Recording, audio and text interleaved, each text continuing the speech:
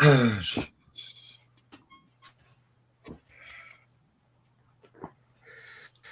You. everybody in the chat?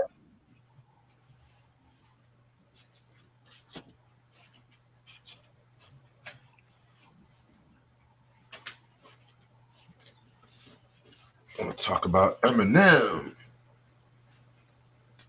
Yes, no doubt. Name was good.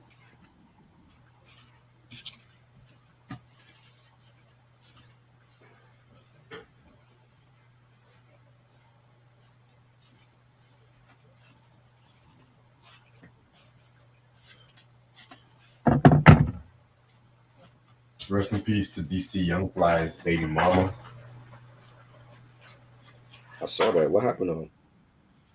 I think they said she was in surgery or some shit. It was complications. But, what though? What was she got? I don't know. I didn't read up the whole story. I just read it was like She was in complications. surgery. Surgery for what?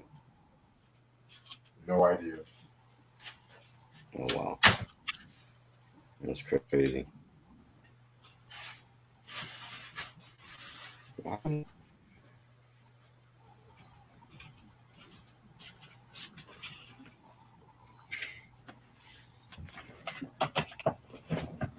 Sam said this is the only D12 album I like. I'm not mad about that.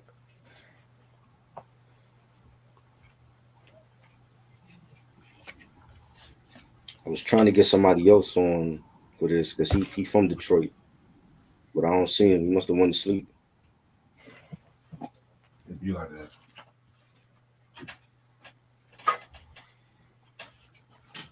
Watch him blow. Johnny Depp film. It's a classic. I never seen it. What's it about? You never seen Blow? Nah. Come on, dude. You gotta watch that. That's one of Johnny Depp's classic films. Him and I think Penelope Cruz is in that. Young Penelope Cruz.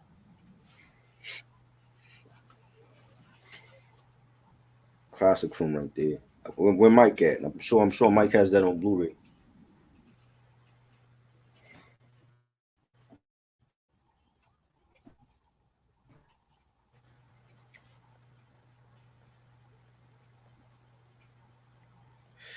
You know. Shout out to the home and Leroy from overseas. You know, we every June we do like an annual Black Music Month, Juneteenth music challenge for the whole month, and we do like the CD vinyl challenge. So today was the first day, and we started off with a bang, yo. So shout out to the homie. Yeah, shout out indeed. Tag you in that, Red. You should join us in the challenge because you got a collection. I mean, I do. I just be so tired trying to pick the albums It's, out sometimes. and we doing both CD and vinyl this time because like we usually do CD for the month, but it's both. You can post both CD or vinyl. So yeah, and it's Pride Month. Shout out to all the gay and lesbian people out there. Like Sam. Sam said it's Pride Month. I didn't forget Sam. I didn't forget you.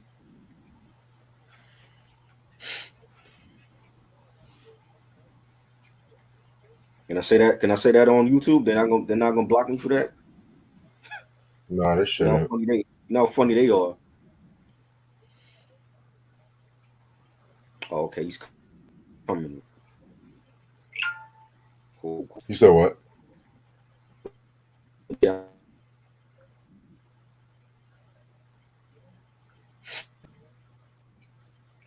yeah, so good.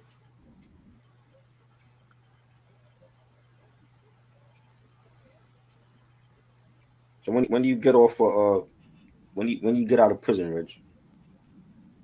In like 2 weeks. When you out of prison? 2 weeks? Do you know the exact date? No, they didn't tell you. You said what? I said they didn't tell You you. said what? I think like 2 weeks Did Monday. they tell you what day you come? Oh, okay.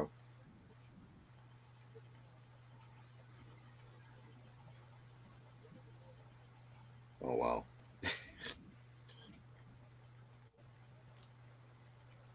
It's bullshit. it's bullshit.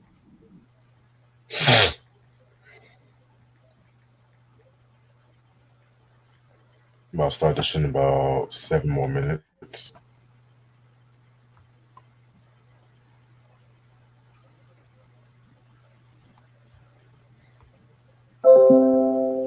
Yeah,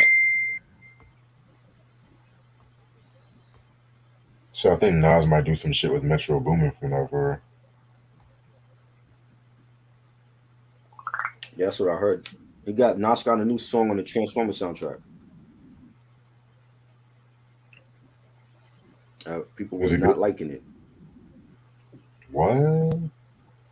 I didn't listen to it. Yeah, I heard people was not liking it. It was like another podcast that was talking about it. They didn't care for it. Well, Metro Boomin is not one of my I'm like, favorites. just the fact that just the fact that he's on a Transformer soundtrack is it probably means there's not gonna be no boom bap type of shit on there. It's gonna be like some fucking drill rap bullshit.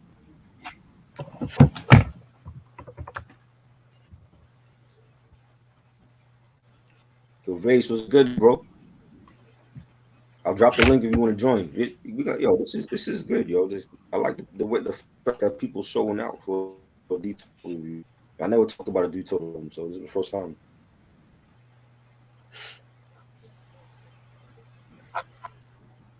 You know, everybody loves them some Eminem. Yes, no doubt. The goat definitely.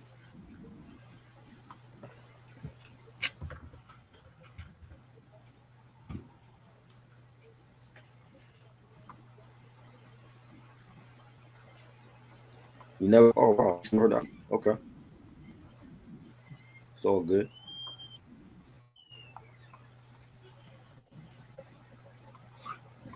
Well, let me I'm tell gonna go you, down. it's a lot better than the past couple of albums we've been talking about in the last week. Huh? I'll, I'll be right back. What you said? I All gotta right. go downstairs for a second. Hey, do your thing, yo.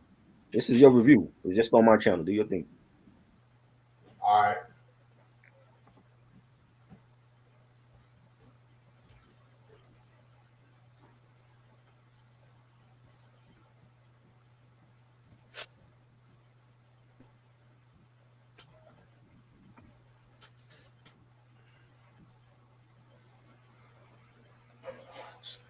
Somebody else. So I'm like, yo, we gotta actually have some trait for this one.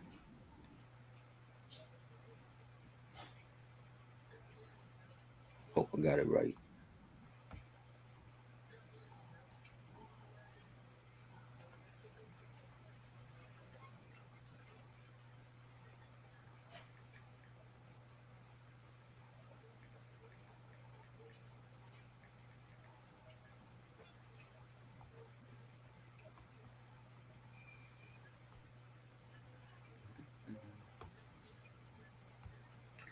Then Denver bust Miami's ass tonight.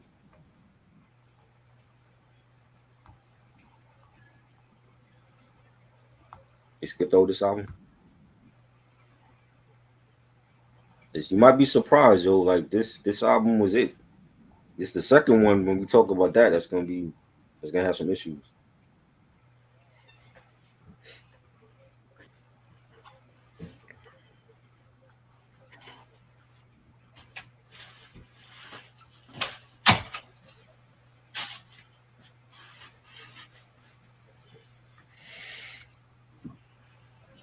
Yo, Black Caesar, what's good? Salute.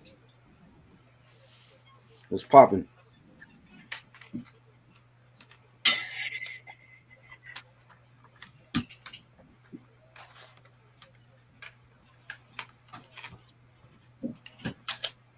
All right.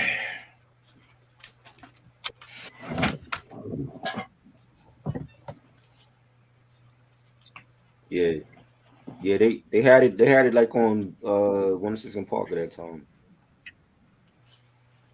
You know. All right, just pull up my notes.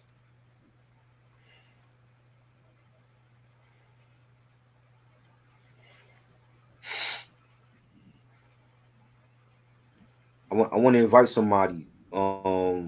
He's actually from Detroit. And I'm like, yo, when we do this album review, it came to my head. I'm like, yo, I gotta invite the homie, Raka Bash on here. To get people's a hip hop head like us. What's good, Raka? Yo, what up, Triborough? It's good, man. What's Chilling. goody? This is the homie Reg. You know, you were on a podcast that we were on a couple years ago. You know what I'm Okay. saying? And I'm like, yo, since we doing D12, I'm like, let's invite the homie on because he from Detroit, and I think you would have insight on this album. Yo, thank you for having me. And what up, Reg? What's goody? What's goody? Yeah, I'm grateful, to be extended the invite to review this album. And No doubt, you know, uh, it's always a pleasure. no doubt. Yes, I should have thank you been for I should have coming been up. had him on because like me and Rocka, we actually did a album review last year for Lady of Rage album on Instagram Live. Hmm.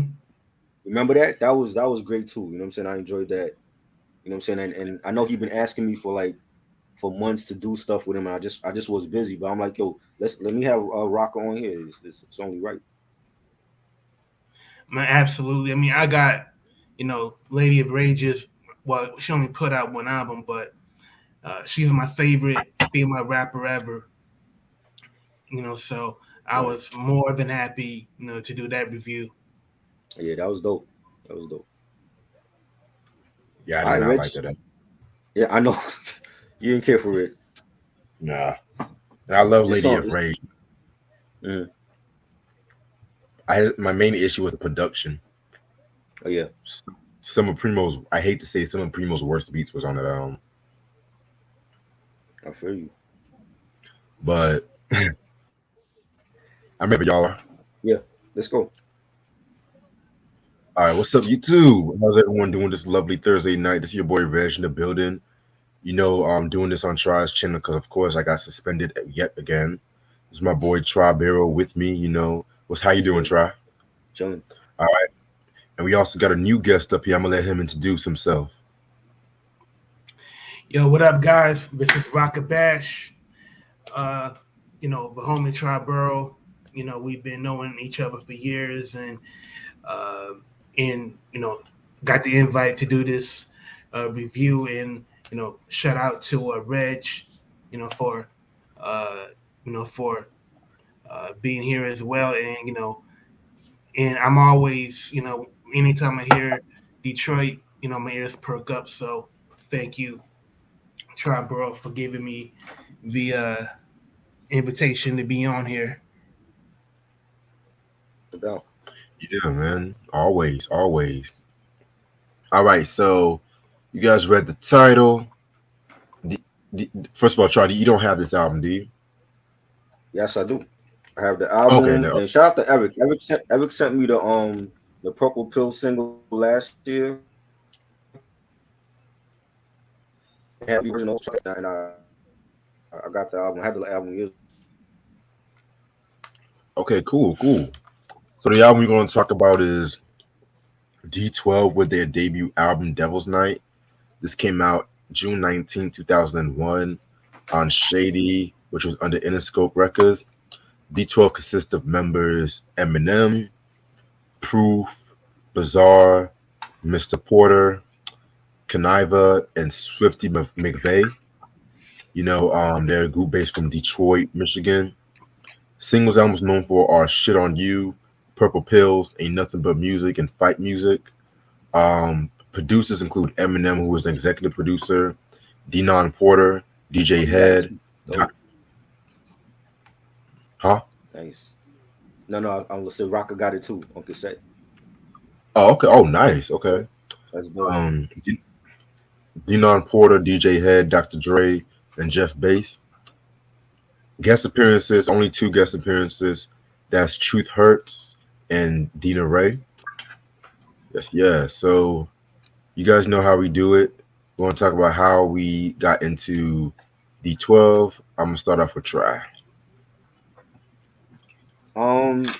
Got into them with the "Shit on You" song. I remember hearing that first, and I always remembered Eminem from the Outsiders. See, that was like his original crew, and then have him having D12. And remember when the video for "Shit on You" came out, and he was already like huge with. He already blew up with the Slim Shady LP, and I remember seeing that video. I think BTS showed that they both permitted, and I didn't know what to think because I was like, I always heard about him in Outside Zone. I didn't really understand why that never worked out with Pace One and Rob Digger and them.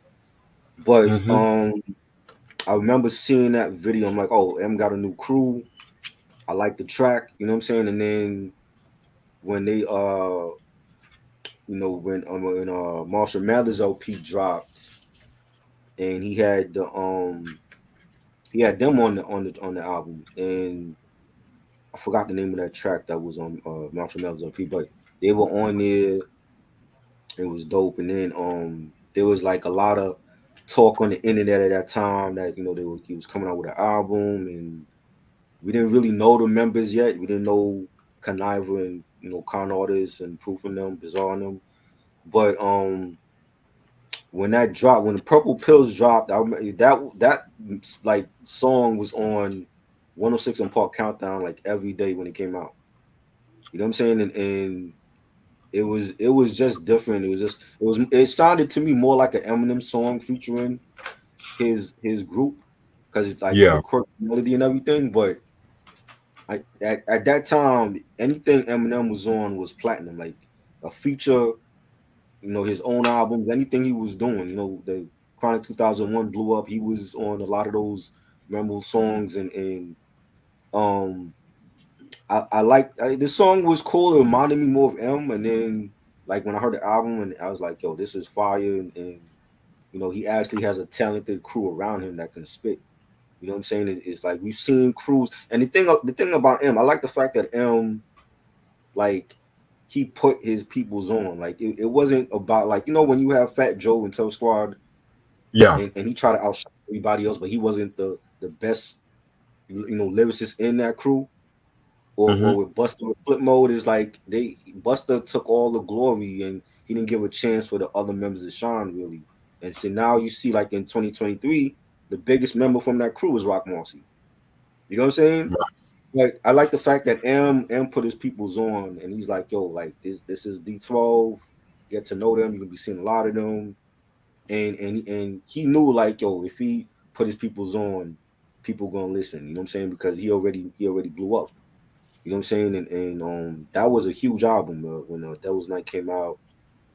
And I used to hear stories when I was younger about, like they actually have like a Devil's Night in Detroit for Halloween, and how they were like torching cars and stuff like that. And it was like looking at when you look at the movie The Purge, it was like that. You know what I'm saying? And I mean, correct me if I'm wrong, Rocka. I used to hear stories about that when I was younger about Devil's Night, and the fact that M actually named the D12 album that was nice. Like I know that hits close to home, and I just thought it was just a dope ass album, and then having Dre actually produce on the first album. You know what I'm saying? Like Dre was still in his prime at that point. You know what I mean? And you know, over the years, like like of course we heard, Proof to me was talented. He was like my favorite one in the crew besides M. You know what I'm saying? And you had Mr. Porter like doing the beats and stuff, and I remember when Proof passed away, and that was a sad time for M and the crew, and he spoke a lot about it on the Recovery album. I think I always say like Recovery to me is like his most personal album. You know what I'm saying? Like there's some people that like it, some people that don't like it, but A lot of the songs you could tell he was going through it, you know, and not just dealing with Proof death, but dealing with like the him going into rehab with the drugs, and that to me was like his most personal album, and you know, I really felt bad when I heard the news that Proof had passed away, and they were just all about repping Detroit, and I remember seeing like the Beef DVDs when they had like the little beef they had with Royce the 5'9", and how he was calling them out, and that was a thing. And but I always like the fact that M put his peoples on. He didn't get rich and famous and then said like, oh, fuck my town. He put his peoples on. He saluted 8 Mile, and that's what he's supposed to do. You know what I'm saying? Like, he never forgot where he came from. You know what I'm saying? So that was like my introduction to the D12.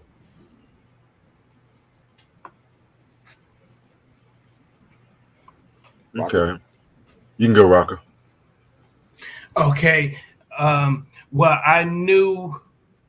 the I was introduced to the members before D12 formed because were they had individual careers away from him. For example, the first time I heard of Bizarre had an EP called Attack of the Weirdos in 1998, and it was on the same record company that Eminem was on, called Web Entertainment.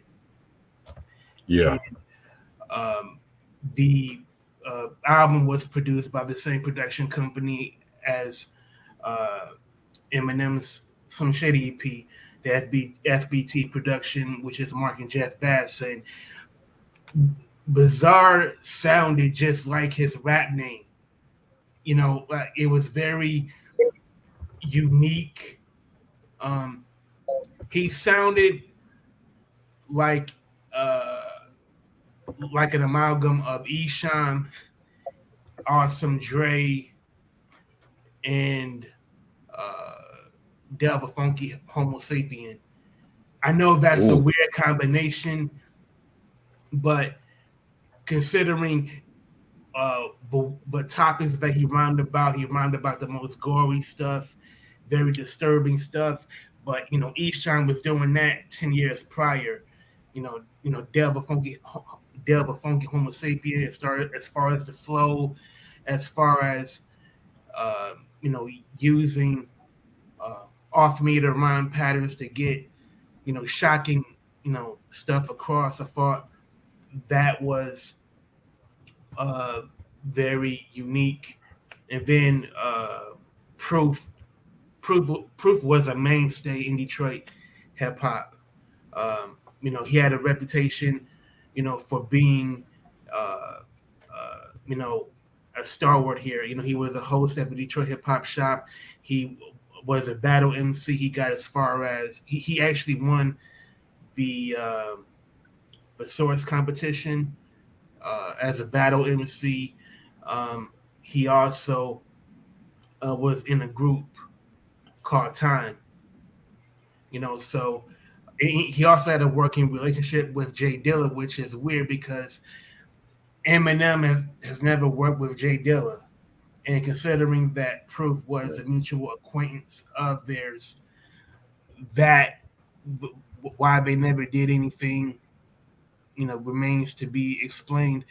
Um, and Kaniva and Swift, they had a group called the Brigade, and then of course, Denon Porter, aka Con Artist, he was a producer for Eminem. He produced all of Infinite, and to this day, Eminem relies on Con Artist as a producer. Um, so when I heard that D12 was going to be the first group on Shady Records, I wanted to know how would they coalesce, and that's when I started to learn that each member has a distinct alter ego, and that was part of the gimmick. But they can rap, but they had a very distinctive gimmick, which helped them get over so well like gangbusters commercially. So I want to ask Raka, like you grew up in Detroit, like is how bad was Devil's Night out there? Well, the reason why Devil's Night existed is because Detroit has a lot of urban blight. So a lot of abandoned houses, um, if abandoned houses, they pose threats. I won't. Threats is probably too strong of a word, but it brings down the property value of the neighborhood. It also uh, makes crime even more prevalent. People, you know, people complain to the city about having these abandoned houses demolished. The city ignored these requests. So, uh, in a way, it became a political statement to just set fire to these abandoned houses. And on Halloween, it became a tradition. So Yeah. it was a way to celebrate Halloween. It was also a way to uh, get rid of get rid of urban blight and have fun in the process. And Eminem, took that concept and brought it to the music. So, uh, that's really the gist of Devil's Night. And then, years later, probably in the last 20 years, there's a thing called Angels Night, where they're trying to prevent um, people setting arson to abandoned houses, which you know, depending on who you talk to, is either a success or an abject failure. Uh, but that's where Devil's Night came from. Reg, how did you get into D12? If you remember. Honestly, man, just me getting into Eminem, Uh, and I heard that song "My Band" from the D12 World album a lot growing up. But at the same time, I didn't. The first song I really liked from them was probably that Purple Pill song. More on that in a minute. You know, just like what both of y'all said. I definitely liked when Eminem put on his people. You know what I'm saying? Definitely felt like he definitely looked out for them. During that early part of the career, and that each member had their very distinctive personalities and whatnot. Now, I had my favorite members. I had my least favorite members. You know what I'm saying? But D12 definitely was one of the most craziest groups I've ever heard in hip hop and shit. You know what I'm saying? Yeah, that's pretty much a no grand story right there. You know what I'm saying? Yes, yes. Alrighty. So for those who don't know who D12 are, first of all, they stand for the Dirty Dozen. You know what I'm saying? They formed in 1996 by Proof. You know what I'm saying? Proof. Put on Eminem, Bizarre. You know what I'm saying? And I forgot to mention the other member, Bugs. You know what I'm saying? Bugs was also an early member of D12, but unfortunately in 1999 he got shot and killed at a picnic.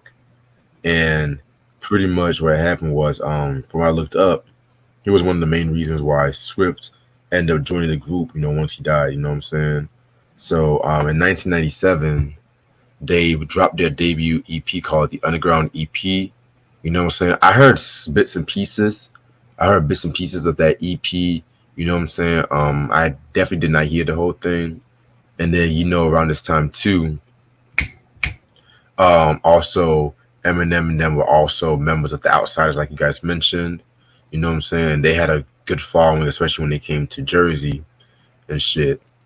And so, once Eminem, got his first record deal, Proof wanted to actually revive D12, and this is when he pretty much like managed a lot of other MCs like the Bridgegate, Kaniva, Mr. Porter.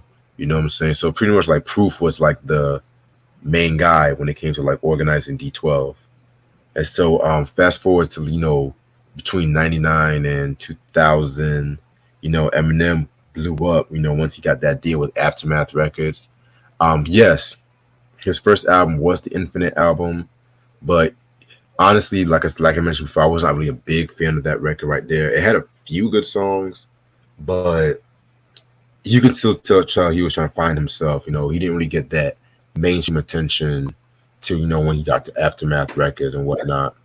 And so Slim Shady LP, Marshall Mathers LP, both of them were classic albums. Both of them had members of D12, in it, shit. So that's definitely a plus when it came to like him putting his people on. And so around the time 2001 happened, what I'm saying. This is when they were definitely working on the album. They working on the album and shit under Eminem's Shady Records, which spoiler alert, Eminem also executive produced the album. You know what I'm saying? And like you guys mentioned, the whole history with the whole Devil's Night practice, Devil's Night tradition and shit too. You know what I'm saying?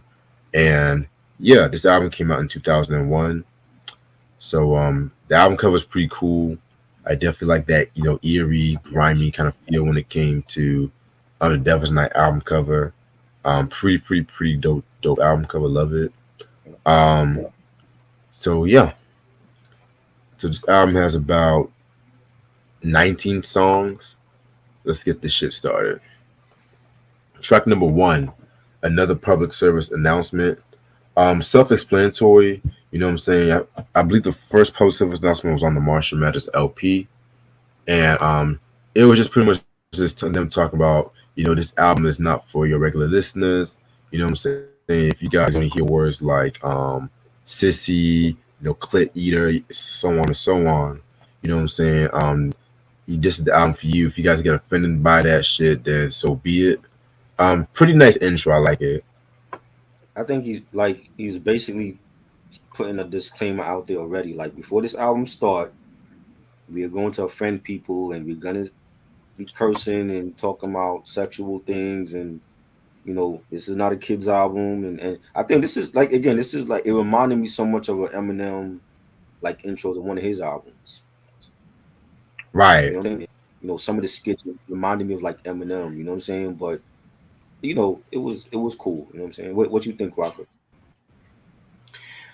I thought the intro was a very uh, caustic way of responding to people like C. Dolores Tucker, William Bennett, and a lot of writers and and pressure from the general public to censor rap music, um, and also probably 15 years prior, um, the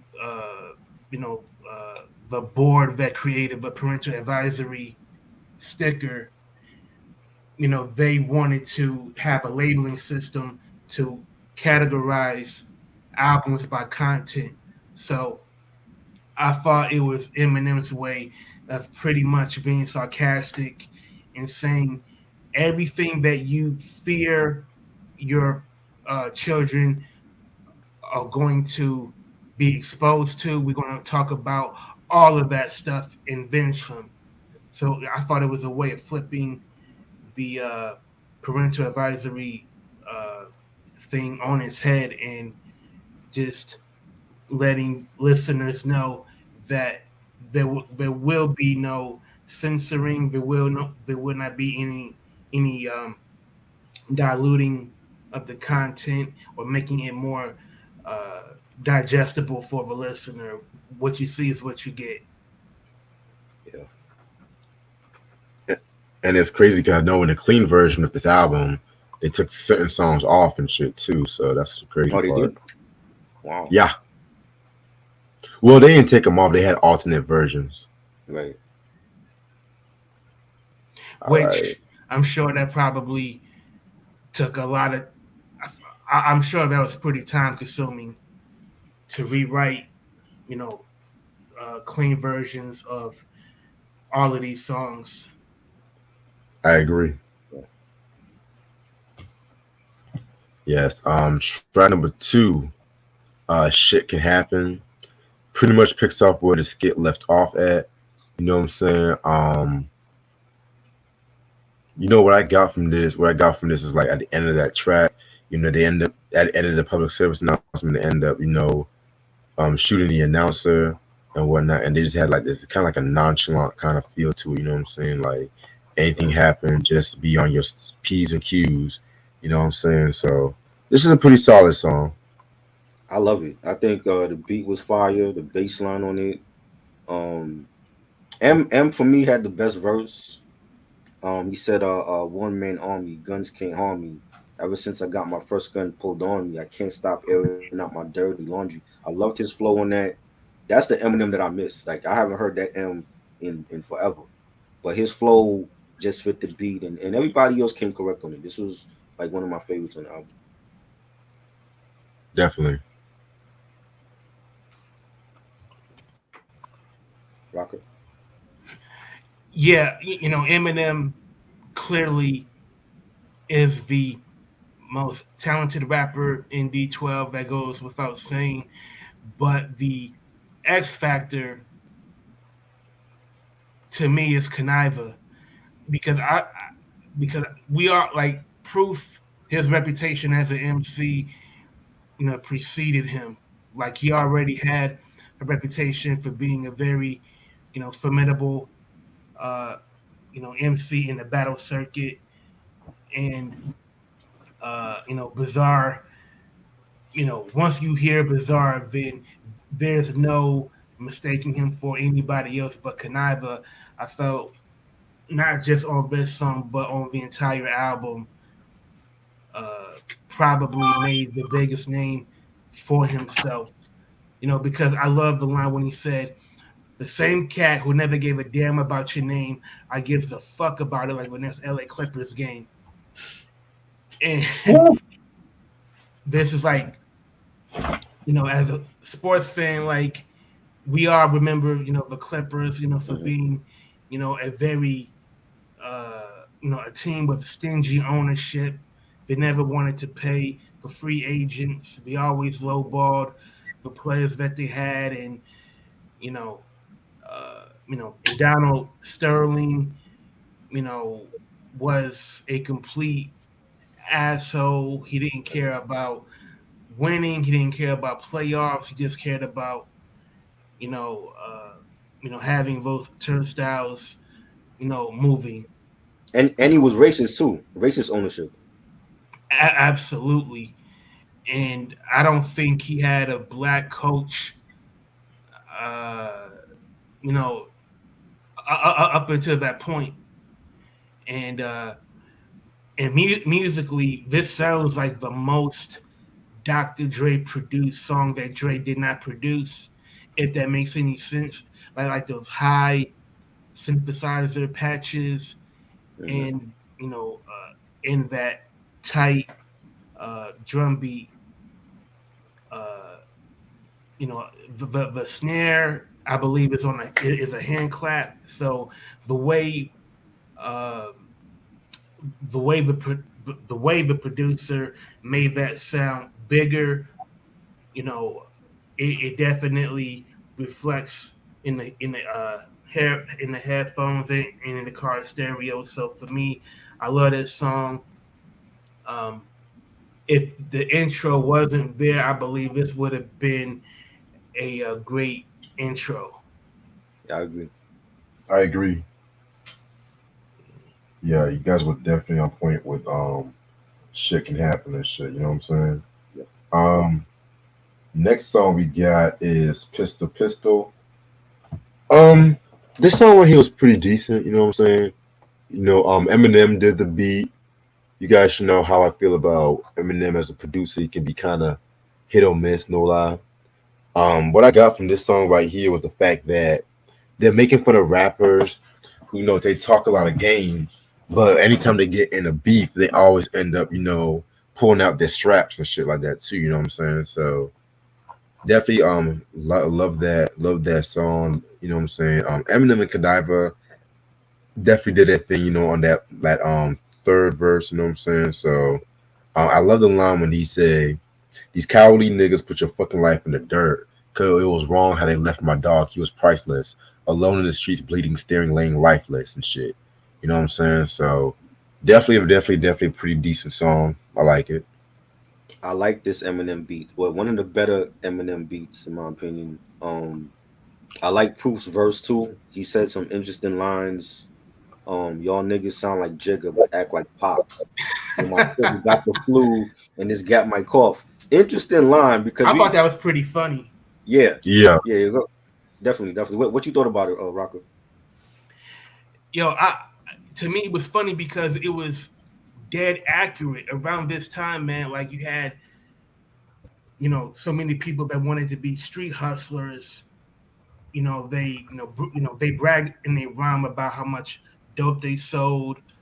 How many blocks they took over, but they, but in their behavior, they do a lot of uh, uh, selling wolf tickets. And as great as Tupac was, he was very talkative, and he could be a huge instigator. So I just thought those two extremes um, was pretty telling. And bizarre, but to me, the MVP of this song goes to Bizarre. I did not like the song. It's okay, but what made this song, you know, really stand out was Bizarre taking an entire verse to talk about, how much a pistol will influence even the most virtuous person. Like when he said, it'll make May say fuck church and then go back to writing. And then sure enough, that's what happened. Right, You know, it's crazy. it'll make a Muslim dye his hair blonde. It'll make a redneck start to read the Holy Quran. It'll make Ike stop beating Tina. Like, like to me, like his stream of consciousness, it just like there is no filter with Bizarre, and that's part of the charm. And and also, uh, one of the other favorite was it'll make Jehovah Witnesses think before they knock, because if you knew what was on the other side of that door, you would think twice Hmm. about you know knocking on somebody's door to spread the word Right, of any religious faith. yeah. They relentless over here in New York when they go around people's houses and knock on the door. They doing it more than once, like 10 times at least. Damn. You know, it's like you I, get the I, hint. You know, we don't want you. We don't want to be bothered. Like, why you keep ringing the bell? I'm thankful that I never had to go through that, because usually, you know, uh, if you like when Jehovah Witnesses would knock on my door, you know, we would pretend that we weren't home, and if they Right. did knock more than twice, we would just say that we're already Jehovah Witnesses, so leave us alone. I gotta try that. Yeah, yeah, they'll figure it's a waste of time, trying to convert somebody that's already. Converted. Yeah, exactly. Yeah. Yeah, it'd be like that sometimes. Shoot. Alrighty. Track number 4, Bizarre Skit. This is pretty much a skit where Bizarre was trying to like seduce this one girl. You know what I'm saying? But he pretty much ends up farting like a motherfucker on this track and shit. You know what I'm saying? Yeah, man. It was just like, if you aware of Bizarre and shit like that, you'll know what you're about to get into. Like when he does a skit, a song, and whatever. You know what I'm Right. saying? So yeah, this skit was pretty funny. I felt like that was random. Like just him farting out the blue, and like the woman is the girl is talking to him, and she's asking him about how long you know Eminem. Just like she's asking him like groupie questions, and he just like let out a huge fart, and I'm like, yo, like I didn't expect that on the skit. You know what I'm saying? That was hilarious. Right. Rocket. Um, I thought the skit. I'm not a fan of the skit because, like, To me, like the I mean, I get it. You know, like I feel like Bizarre, he has better moments like that when he's rapping.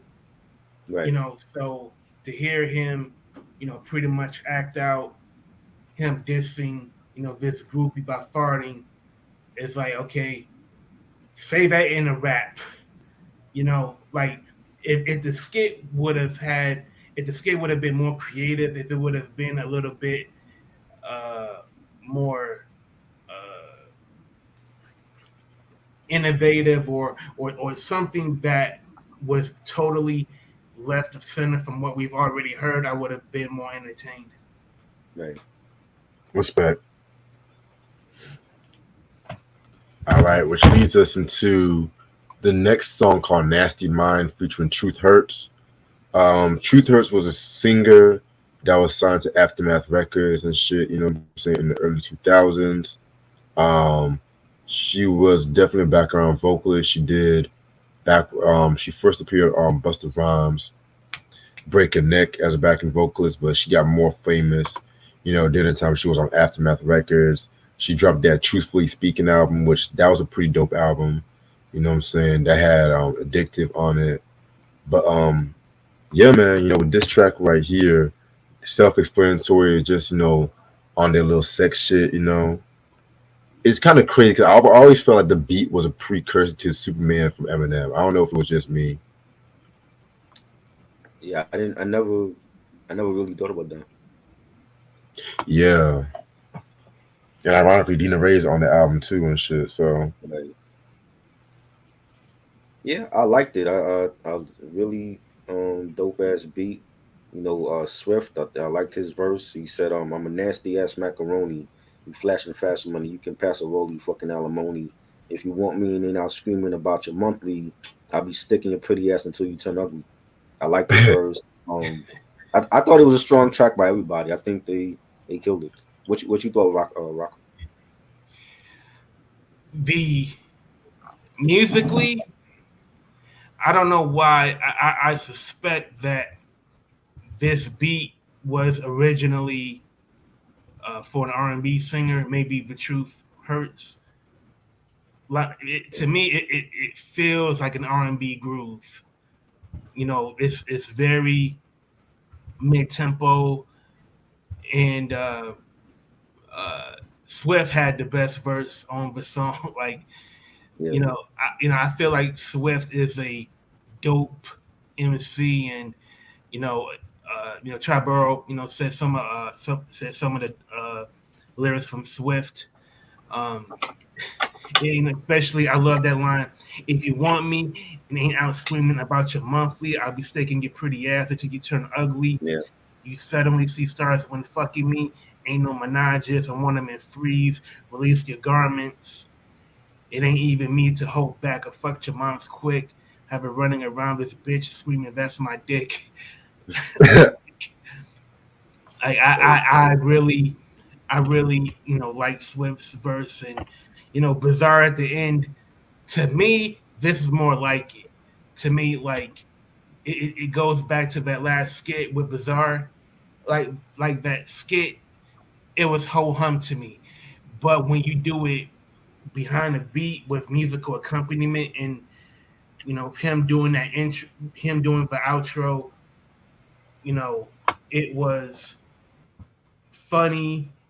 It was it was what I expected, to close out the song. And you know, it had some moments where it sounded like a 2001 version of what Bootsy might have done in the 70s. As far as the like that futuristic, the Afrofuturistic spaceship kind of vibe, and the dark chords, over that beat. right. It is another reason why this is a banger.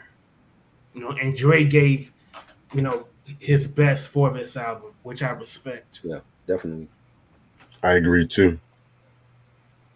Yes, yes. Alrighty. Track number.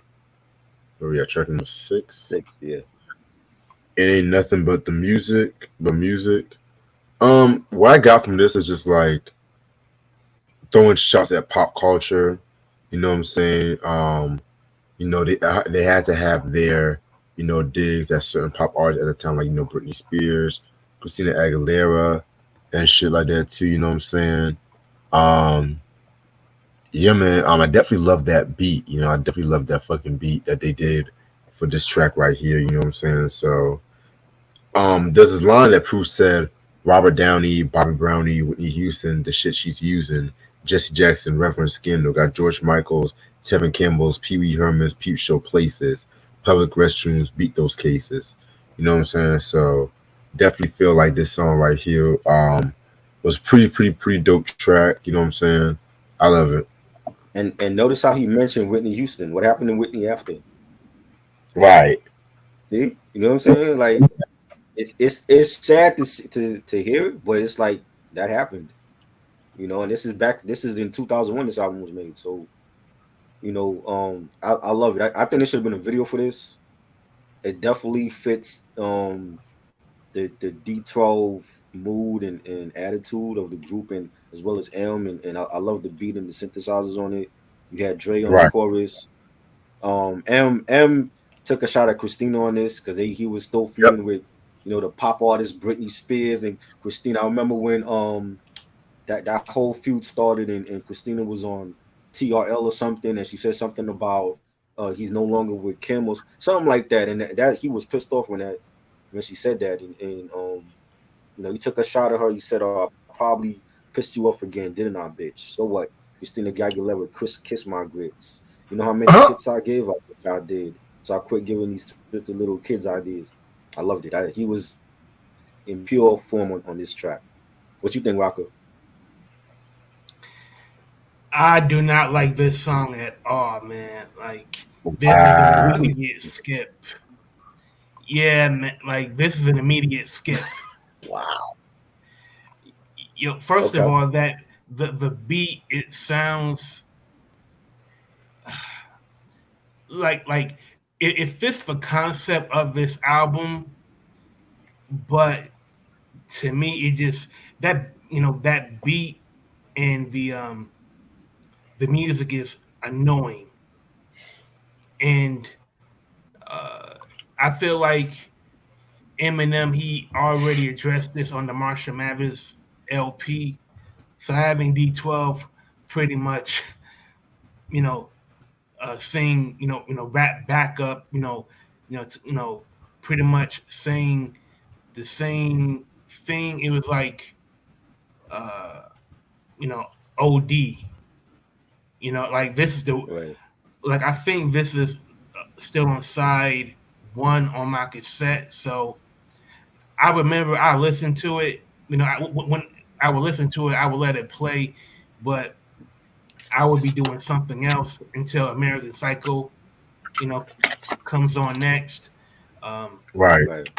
Now, if this was a video, I'm sure it would have been a big hit, and Whitney Houston would have been lampooned, and Bobby Brown and Christina Aguilera, would have been caricatured, and it would have been great entertainment.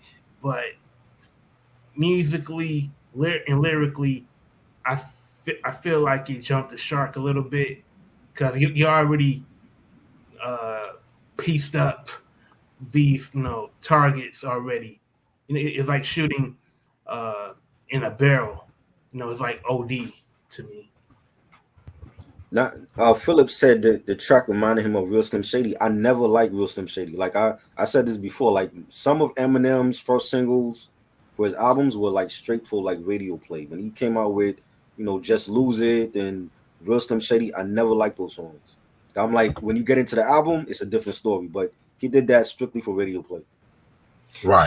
So ain't nothing but the music isn't for radio airplay. It, I mean, for it, hear electronic one Dre on it. I don't hear radio for it, but it is not. They could play it, but I don't think it was like a deliberate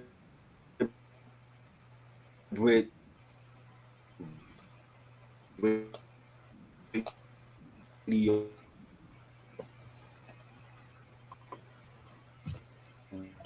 They tries is breaking up. single, in my opinion. You were kind of breaking up a little bit.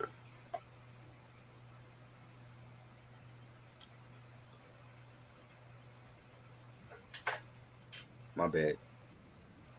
You good? Can you I hear got us? I got cut off. I didn't, yeah, yeah. I don't hear. I don't feel like it was a deliberate. Like when I hear Purple Pills, it reminds me of M, but it don't scream like radio single to me. You know what I'm saying? It just reminds me of like Slim Shady era Eminem. Like when I hear nothing but music, I hear Chronic 2001 Drake. I don't hear like a radio single necessarily. But I mean, like at that time, like I said, they could have played anything M was on, and it would have gotten burned. Right. Got you. Yeah. Yeah, I feel I'm gonna you. let you go on. Okay. Okay. I'm gonna let you go on to the next track. I gotta use the bathroom right quick. All right. I'll Track catch you. 7, we got American Psycho. Um, it had like a really rock guitar influence on that track. It was real edgy. I love the beat. I didn't really have like a favorite when it came to, who had the best verse, but it's definitely like a one of my favorites. What you thought about it, Rocco? To me, now the album picks back up. Um, Okay. American Psycho, um, to me, has like a Norman Bates quality. Um, very, uh, it has like an X Files, Deliverance, every horror film that you could think of. Uh, and to me, um, musically, Eminem shines the brightest on these kind of songs. Um, and the way he did that hook, like Eminem is renowned for rewriting multiple times, doing multiple takes, of choruses, backgrounds, ad libs, till it until he gets it right. And I feel like there's a part in this verse where he mimics uh, uh, backmasking, backmasking where you Yeah. play uh, a vocal phrase backwards and it Mhm. kind of sounds like gibberish. And I thought he nailed it. Right. And uh, it's very, you know, lyrically, it sounds like a love letter to the occult. Like Yeah. especially when he says, Uh, I'm a dog. Fuck lambs. I'm silencing them all. I'm involved in murders forensic science couldn't solve. Giant set of balls too big to buy a set of drawers. Might as well unzip my fly and let them fall to the floor. I'm like a walking, talking Ouija board, speaking in tongues I've never spoken speech before. And uh, to me, this is where uh, the cream rises. The cream rises to the top. Yeah. The way he can bend words and make certain phrases have one meaning uh, different from the literal meaning. Man, this is very, very dope. And my only pet peeve, I wish that Be Real was on this song because this Right. sounds like a Cypress Hill joint produced by DJ Muggs. He was on a sequel, right? I can't Well, remember if he was. I think he was on the What sequel was for it that. called? American Psycho 2? Yeah. Yeah, okay, yeah. I think I remember hearing something about that, Yeah. but uh I can't I can't remember right now. But yeah, yeah, this definitely gives me Cypress Hill vibes and uh bizarre when he mentioned I'm living in Waco, Texas. Me and my girl, fuck David Koresh. I'm starting my own world. Man, like Waco was so big, man. Like Hmm. uh if you look at that documentary about Waco, Texas, David Koresh, he was Yep. like the second coming of Jim Jones as far as being a religious cult leader, a flaming hypocrite, down, evil. The, uh, I knew a little bit. I knew a little bit about the Branch Davidians because I grew up reading the Bible. Yeah. But the way he literally interpreted the Bible, he was dogmatic, and those kind of people usually have delusions of grandeur, and they exalt themselves to be the voice of God, and it usually has disastrous results. Yep.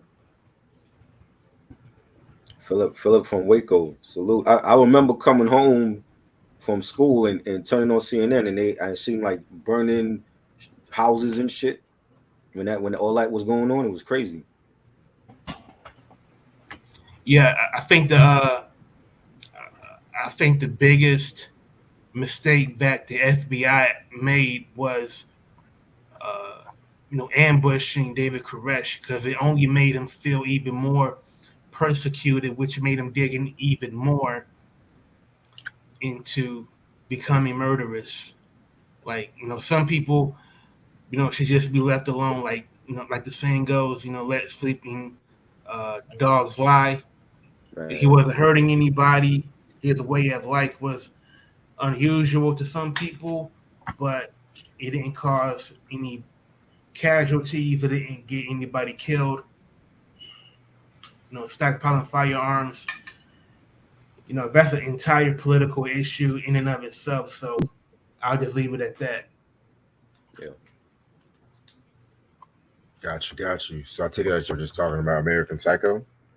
Yeah. Yeah, Very dope song. Believe it or not, I like the beat Eminem did for this record. Believe it or not, I definitely felt like it definitely fit the mood. So dark, so grimy, and everything like that. You know what I'm saying? Very, very, very nice verse. How Eminem started it off with. You know what I'm saying? His classic rhyme scheme right there. I wouldn't have mind if this was an Eminem solo track. To be real with you, like Bizarre and Con Artist, they did their thing. Don't get me wrong. You know what I'm saying? But I feel like Eminem just stole the show with this one. One of my favorites off this album, Oh yeah. definitely. Facts. All right, so next track is the skit. That's how skit. You know what I'm saying? Which of course leads to the next song. Um, what I got from this record right here is just like you think like they're performing at a concert and shit like that, and niggas end up starting fighting. Niggas end up starting fighting and shit. You know what I'm saying? It all happened when a fan threw something on the stage where a Carton artist was like performing. He's like, "Who the fuck threw that shit?" And next thing you know, he got with the fan and he pretty much just whooped his ass while the crowd cheers. So pretty funny skit right there. Yeah, this skit was cool. I don't really know if it was necessarily needed, but I mean, I felt like it was okay. Rocco, what All you right. think? Oh, he went to go get some water right quick. Oh, okay. Yeah. All right. Next track is it leads up to that's leads up to the next song right here called "That's How." Um, yeah, but it's self-explanatory. You know what I'm saying? It's just one of those braggadocio kind of songs right there. You know what I'm saying? Just like "Don't fuck with me" or else to get knocked the fuck out kind of songs. You know what I'm saying? Pretty dope track. I'm not gonna hold you. This one I can definitely fuck with this track right here. So yeah, This was like more of like D12 warning people, like telling them things that happen and don't do these things to get fucked up. You know what I'm saying? right, So when you hear like Conniver, his verse was funny, and he's like, when your man took you up with the bitch over the phone, and when you see her, she ugly as shit. Now at the end of the date, she wanted kiss and some dick.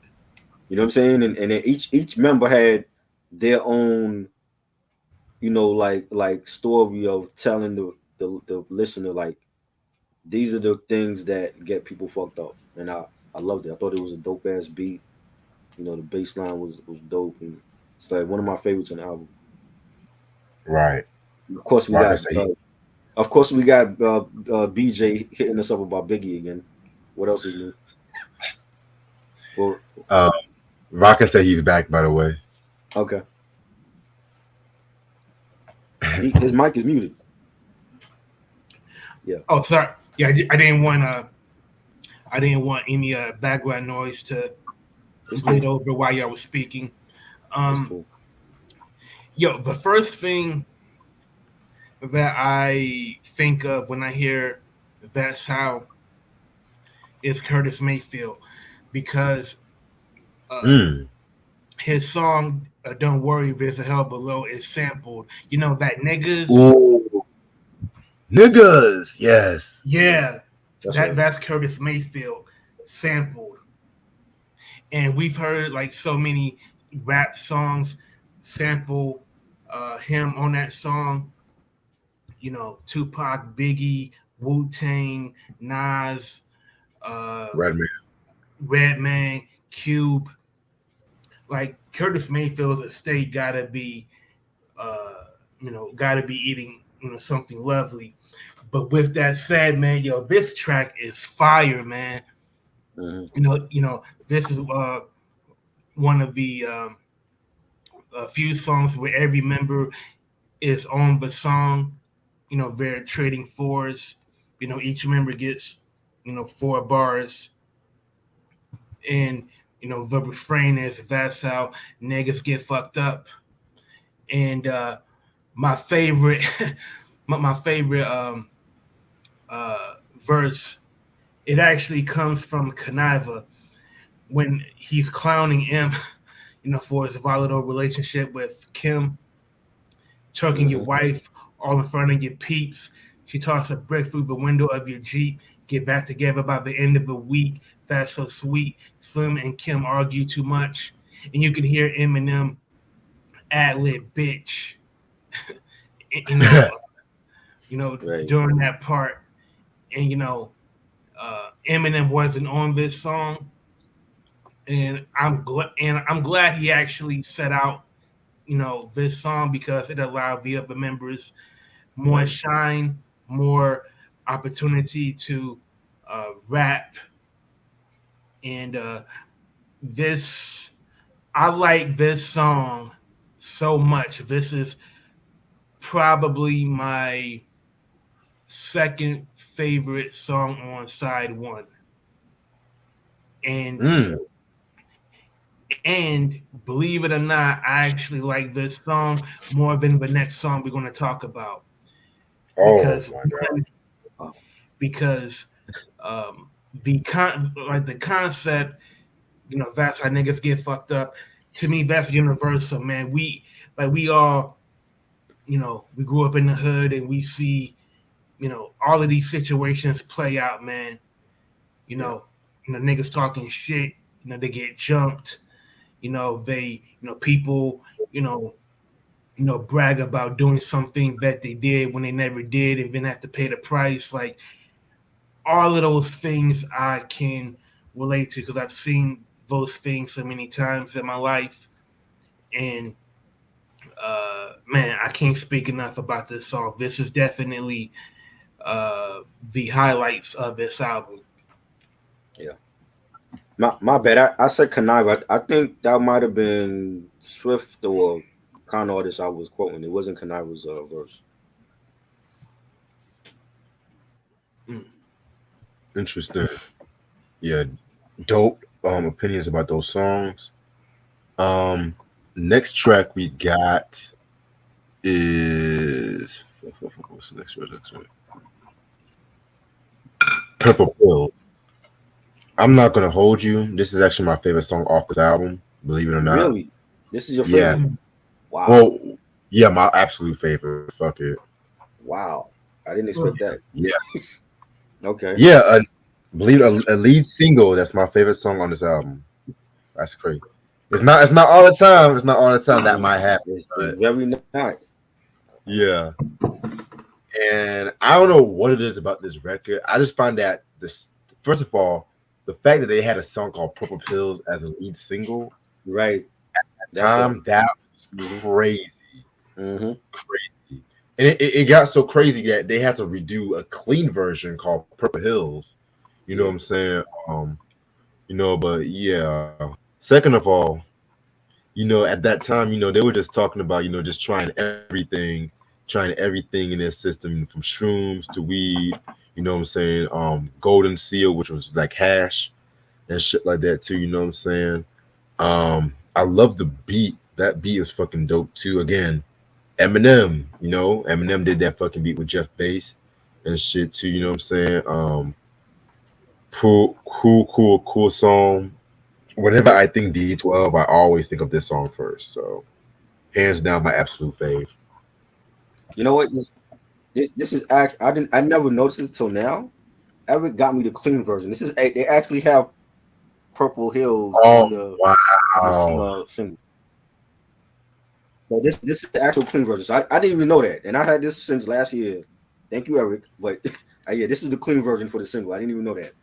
But I never liked this song. Like I think the video go with the song because it was real trippy and everything. But I never cared for this song, and at that time, like I said, like anything Eminem was on, it was going straight to number one. I just felt like it was quirky, and it reminded me more of like this song could have been on Slim Shady or Eminem or the Marshall Mathers LP. You know what I'm saying? It would have been better as an Yeah. Eminem solo track. I just never cared for it. You know what I'm saying? It was just like that. It's not for the first single. I thought it could have been nothing but music or something else or fight. Fight music should have been the first single, but I think it would have been better as an Eminem solo track though. What the, Purple Pills. It concludes side one on the cassette. So if I'm just looking back at side one, I would say I like That's How. I would say American Psycho, Shit Can Happen, Pistol Pistol, then Nasty Mind, and Ain't Nothing But Music is the least favorite on side one. Purple Pills, that song was so big, I got tired of hearing it. yeah. It was on Understandable. 107 Park, it was on TRL, Mm-hmm. it was on pop radio, it was at the mall, so um, the song itself uh, is very quirky. Like Tribro said, it's it sounds like a flog horn, during the Yeah. chorus and the harmonica playing. I haven't Right. heard a harmonica play at the end of a Yeah. song like that since Rosa Parks by Outkast. So um, it now that I think about it, it kind of reminds me of what's that Crucial Conflict song from back in the day? Hey. Yeah, Smoking on Hay. Like it's very, very Midwestern. It has a kind of rap country vibe to it, Yeah. which I kind of dig. Um, it, it got the job done. It crossed over D12, Right. and that I think was Eminem's Paul Rosenberg's objective was to cross over D12 and set them up, for life. Right. Um, so um, I mean, I don't dislike Purple Pills, but to me, there are so many other great songs on side one that I kind of put Purple Pills on the back burner. Yeah. Same. But like the best performance of this song was at the BET Spring Break 2002. Like they performed Purple Pills. They were high as hell. You know, women, were groping, the members, and it was Right. dope just to see D12 enjoy that level of fame, that level of celebrity, and for that moment, they were the number one rap group in hip hop, and Yeah. they nobody could take that away from them. Right. Definitely. Alrighty. Next song we got is Fight Music. This was another single off this album. So Dion Porter pretty much said that Eminem considers this song to be his best vocal performance in his whole career. You know what I'm saying? Yeah, pretty Really? much with this. Yeah, pretty much with this song right here is just like talking about um violence, street shit, bizarre. He had one of the weirdest voice verses because he was mostly just talking about oral sex with his grandmother and some shit like that. You know what I'm saying? I'm just like, what? But he had a line when he said, "I fucking hate you. I'll take your drawers down and rape you." While Dr. Dre videotapes you, Satan done got me on this song, eating a hot dog, reading the Holy Quran while I'm on the John. Like, wow. You know what I'm saying? That's that shit would not be fly today, but hey, fuck it. Um, but yeah, this is definitely what highlight and shit like that too. Pretty dope song. I like it. I think it was real edgy. It was a hard track. The beat and the guitars on it. It was real. Chaotic, and I don't. For me, I don't feel like it's Eminem's best. Song vocally. I still feel like Lose Yourself was better. And The Way I Am, Stand. You know what I'm saying? He got a ton of other songs to me that was better. But there's definitely a strong record on this album. I enjoyed it. What you thought, Rocker? Well, my friend Watson, um, he has this. He goes by the source original rating. 5 mics. One is whack, five is Mm, absolute classic. This is a 5 mic verse from Eminem. To I can understand why Eminem feels that this is his best vocal performance. It's controlled anger. It is sustained um, aggression, and to me, this verse, I look at it in the same way I look at Eminem's verses on Renegade, because thematically it's the same uh, stream of consciousness. Like Eminem in from 2000 to 2002, he was the symbol of everything that uh, people fear white America would be influenced by: rap music, right. um, Eminem's influence over their children, and um, I loved when uh, he said, "If I could capture the rage of today's youth and bottle it, crush the glass with my bare hands and swallow it, and spit it back in the faces of you racists and hypocrites who think the same shit but don't say shit." And that entire verse is political, because he was persecuted by politicians for his quote unquote hate speech. Hmm. But you can, the things that these politicians do behind back channels, and the things they even say, are far more damaging than anything Eminem has ever rapped. Um, I came to save these new generations of babies from parents who failed to raise them because they lazy, to grow to praise me. I'm thinking I'm making them go crazy. That's how I got this whole nation to embrace me. This is very powerful. it's some of his best writing. It's only 16 bars, but he packed a lot in those 16 bars, and you know, you know, hypocrisy, is a motherfucker. You know, when he was in that white hot spot, when he was, number one and selling millions of records, like he stood on a lot of things. Not even black rappers would stand on. So for that, I respect this even more. So, Right. you know, the other members, delivered great performances as well. But Eminem body bagged it. He was a cleanup man, and after him, nothing more needed to be said. Facts.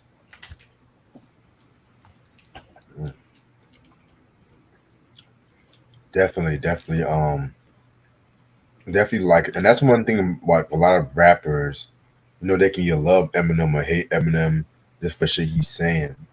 But I do hate the fact that people say, "Oh, his race got him where he's at." You know what I'm saying? I'm just like, come on now. Well, he had a good marketing machine behind him with Interscope. Because if he Yes, was on Duck Down, I don't think he would have went multi-platinum on Duck Down.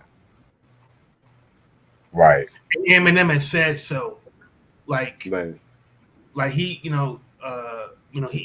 said, in not so many words, that Dr. Dre and Interscope mainlined him to audiences that don't usually listen to rap music.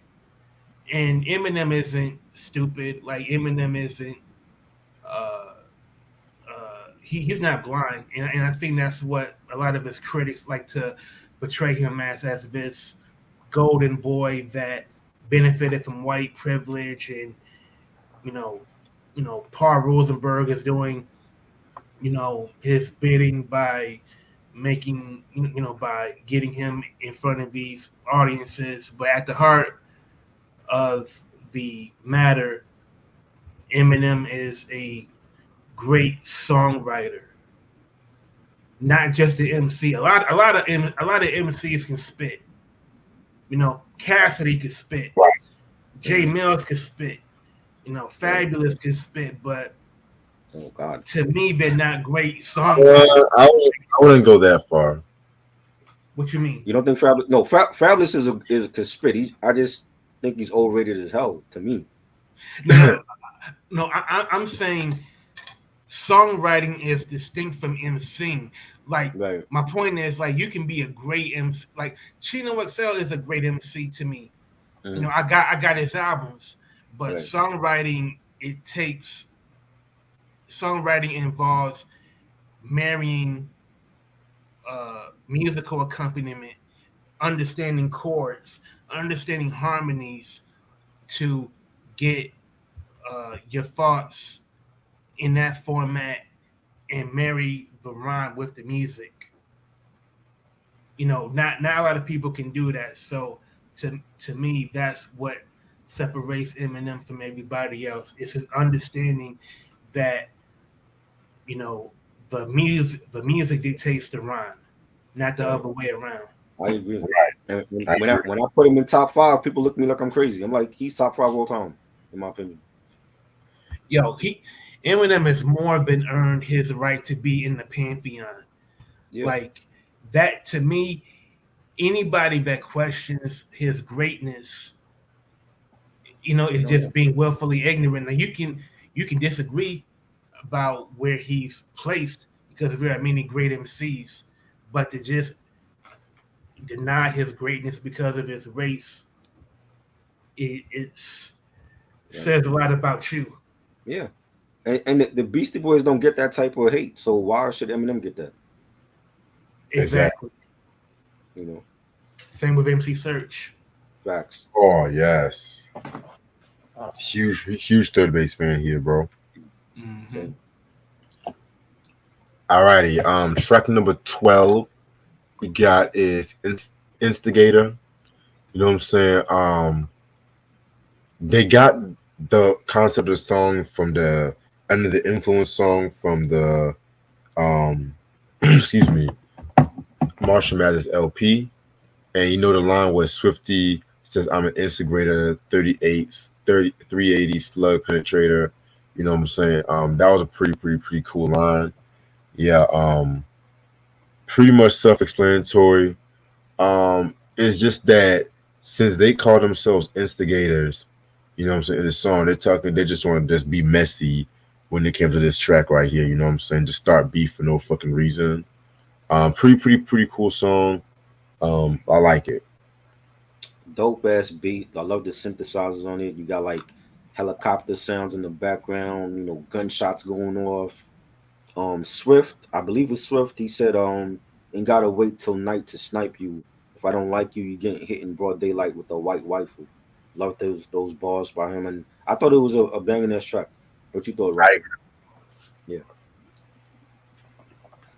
Yeah. This is ostensibly a Swifty McVeigh solo song. To me, Swift makes this song, just from um, his voice being sampled on the hook, and Swift. I mean, there's so many dope lines on this song. Um, like when he said, "While I'm staring at the feds tearing off their legs, once you drop dead, they be swearing it's a plague. I'm sick of an occult Rastafarian with dreads. You get shanked if you move ditch with no clues. Dopest shit on your tape was your skits and interludes." And uh, to me, that line, "I'm sick of an occult Rastafarian with dreads," is pretty wild. Because that's Right.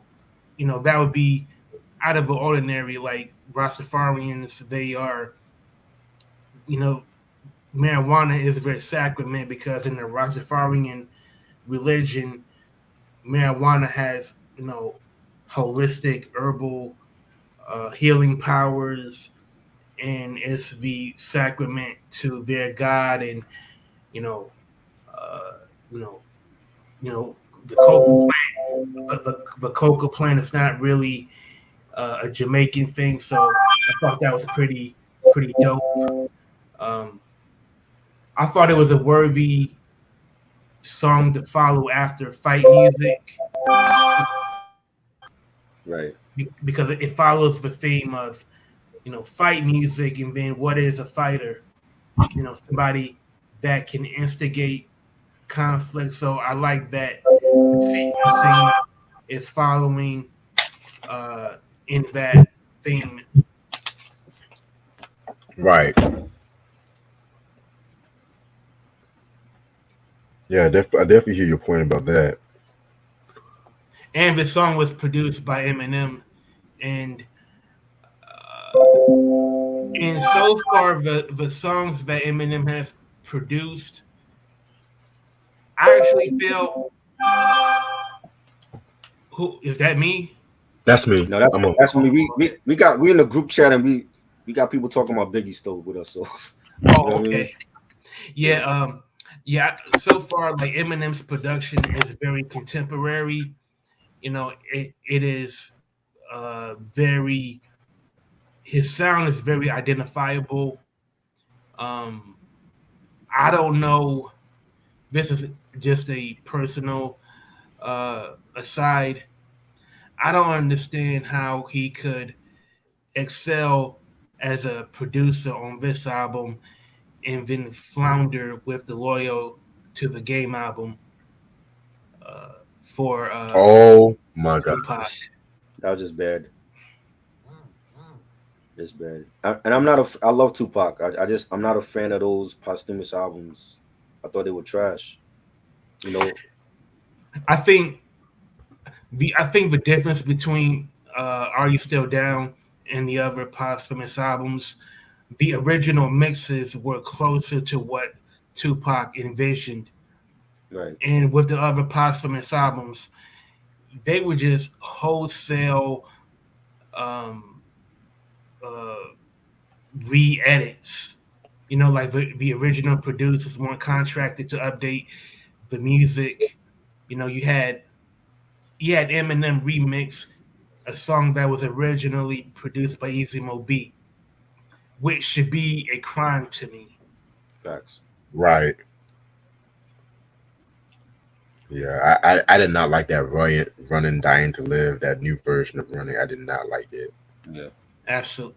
I mean, if you heard like running from the that was from the 1 million strong soundtrack. The me the camaraderie shared between Biggie, Tupac, Stretch, and the Outlaws, it was so palpable. You can feel it. You know, Izamo B's music, it was it captured the zeitgeist of what was happening in hip hop at that time. I felt like Eminem's music behind it, it just sounded so sterile, you know, soulless, lifeless. facts. Yeah, I definitely agree with you about that.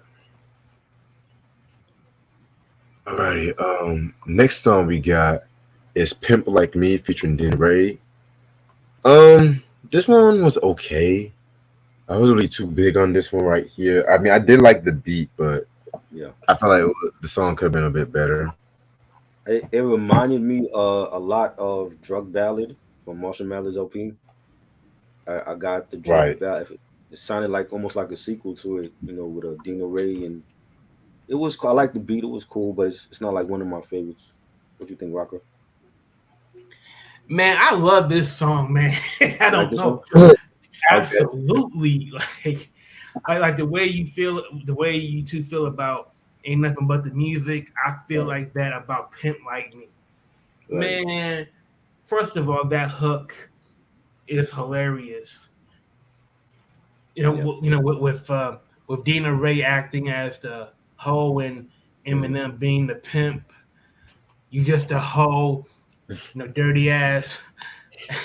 I'm your pimp, you my bitch. Like yeah, to me, it sounds like um, it sounds like something you know that there was in the studio probably watching Richard Pryor, watching the Mac, um, Pimps Up, Holds Down, the Alan Hughes documentary about the pimp world. You know, um, the loud uh, the loud guitar riffs during the chorus is very distinctive and memorable. And Kaniva, he's using the alter ego Rondell Bean. He sounds like a more uh, rugged Jerome from Martin. right, At the end of a song, like he's talking his shit, and he's um, he's in this element. Like to me, um, I kind of look at Pimp Like Me and the next song as 1A and 1B. Like uh, they're two of a kind as far as I'm concerned. And um, I think uh, Con Artist, he had a lot to do with just how funky this song is. I mean, that bass line, right. the guitars, the keyboard, like it has a very 70s um, P Funk, um, Ohio Players type of vibe. So Yeah. yeah, like I would be the outlier. I love this song, man. So far, 3 for 3 on side two. Okay. Got you. Next song, my second favorite song off this album, "Blow My Buzz." Oh my god, I love this record right here. You know what I'm saying? This song was actually on the Wash. I want to say it was on the Wash soundtrack. You know, the movie with Dr. Dre and Snoop Dogg. I don't give a damn what nobody says. That's a classic movie. That's a cult classic movie and shit like that. So many quotables. You know, you had George Wallace, DJ Pooh, even M made a cameo in it. Angela Coswell, if I'm saying her last name right. Yeah, man. Expect a movie review on that one day. Keyword one day. But um, another thing that kind of surprised me about this record was the fact that you had every member of D12 rapping and shit too. You know what I'm saying? Um, yeah, man. Honestly, I kind of feel like M, Bizarre, and Conniving Teeth had my favorite verses. Everyone did their thing, but I always loved how Eminem started. It's like he said some shit like what's that shit? What's that line? Schizophrenia. How many if you got it? How many motherfuckers can say they psychotic? How many motherfuckers can say they brain drive rotted from pot? You got it like I got it or not. Like his fucking rhyme scheme and flow on that was immaculate. This is one Eminem verse I never hear a lot of people talking about and shit too. You know what I'm saying? Like when it comes to guest appearances, like they like to mention the casual ones like Renegade, even though that was originally his song was voiced to 5 9 and Right. whatnot to his verse on Dead Wrong with Biggie, you know what I'm saying? The one he did, the song he did with Missy Elliott too, back in I think the Real World That's album. Mr. Rom. Yeah, Bust Rhyme. Yeah, Underrated, but yeah, definitely. this M verse right here, he was definitely firing cylinders and everything. So I like this one. What was that? Cocaine on the chorus? No, that was fucking Conrad Tease on the hook. Oh, okay. He sound like cocaine on the chorus. That's why I thought it was him. Yeah, man. I mean, I would not be surprised either and Yeah. shit if he was influenced by This him. was dope. I like the beat. It was definitely a fire joint. Everybody came correct, and yeah, it was a strong cut for me. Which Rocco, what you thought?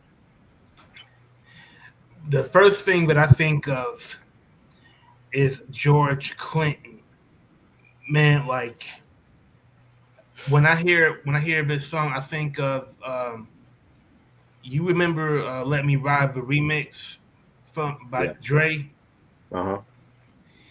To me, like it seems like uh, uh, con artist as a producer, he listened to every P Funk record and said to himself, "I want to sing like Glenn Goins when he did Mothership Connection. I want to Ooh, sing like Peanut Hmm. when he sang Coley with Bootsy Collins on I'd Rather Be Your uh, Lover uh, from Bootsy's debut album. Uh, everything you mentioned about Eminem, I agree to the nth degree. Eminem's his cadence, the way that he maintained uh, the rhythm of his flow for each bar during that verse, right on beat with syncopation, and he did it in probably 16 bars. And for Eminem now to get him to rhyme only 16 bars is like twisting. That's you'd be better off trying to get Dre to release music nowadays.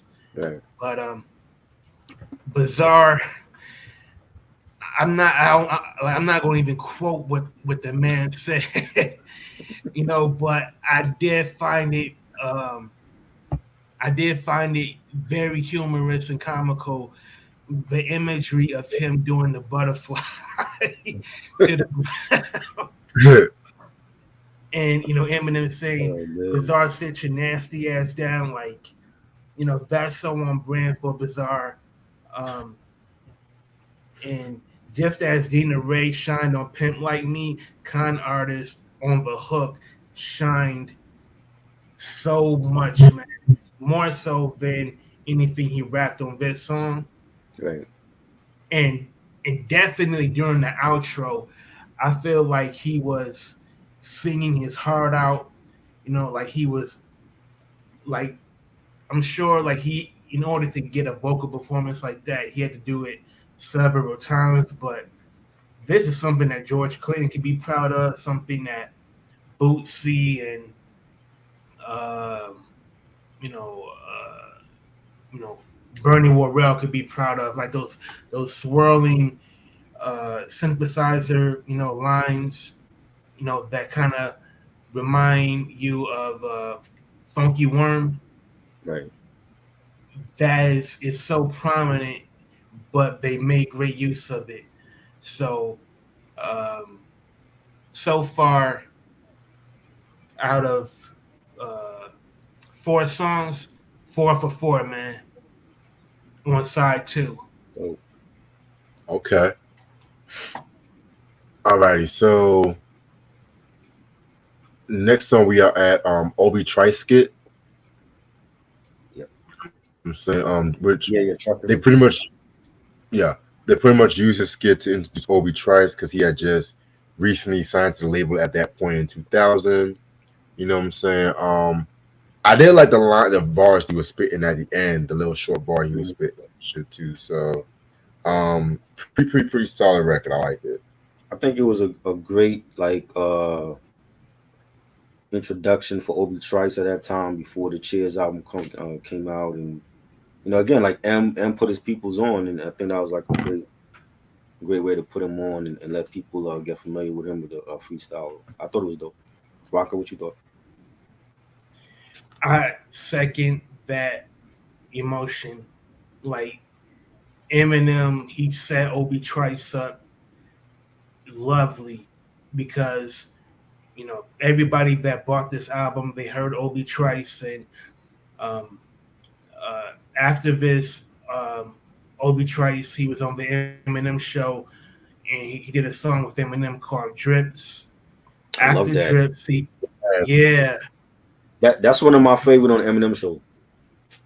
absolutely, man. Like that's some of Eminem's, that's some of Eminem's most Mhm. uh, tantalizing uh, emceeing, just in terms of how he used his words to land on the beat, Right. and his playful asshole side. He really shined on that. And then after Drips, he put out a white label called Rap Name. Rap Name. I don't know if y'all remember that Rap Name. They even did a video for that.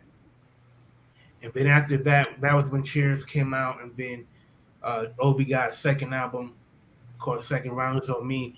So I thought Obi had a great, he had a decent career. He did more than a lot of artists on major labels have done. Not many artists get two uh, albums released, and two of them go gold. He Right. tour the world with Eminem. Um, so I ain't gonna hold you. This is a uh, dope exposure for one of the most legendary MCs to come out of Detroit. Yeah. Definitely. Track number 16, Devil's Night. This one was pretty straight. You know what I'm saying? Don't really have that much to say on the title track alone. You know what I'm saying? I just feel like it pretty much summed up like what we've been listening to on this album so far. But yeah, this one was pretty high. I like this one. Nice, nice the fact that they I, brought it back. yeah, I think it was like a really dark track, and you got like you hear sirens in the background, you hear people speaking in the background. Really love the beat and the violin play on here, and I think M had the best verse, and he said, "Try to stop me, but you can't do it. A whole generation of kids blowing out their fucking brains through this Kurt Cobain music." And again, I that's Eminem speaking to white America, and when Eminem came out, I remember seeing like news stories about how a teenager in this town, was listening to Eminem, and they committed suicide. So immediately the government blames Eminem for that. You know what I'm saying? And I've said it before. I don't think no matter what age you are, I don't think artists are to blame for somebody's life.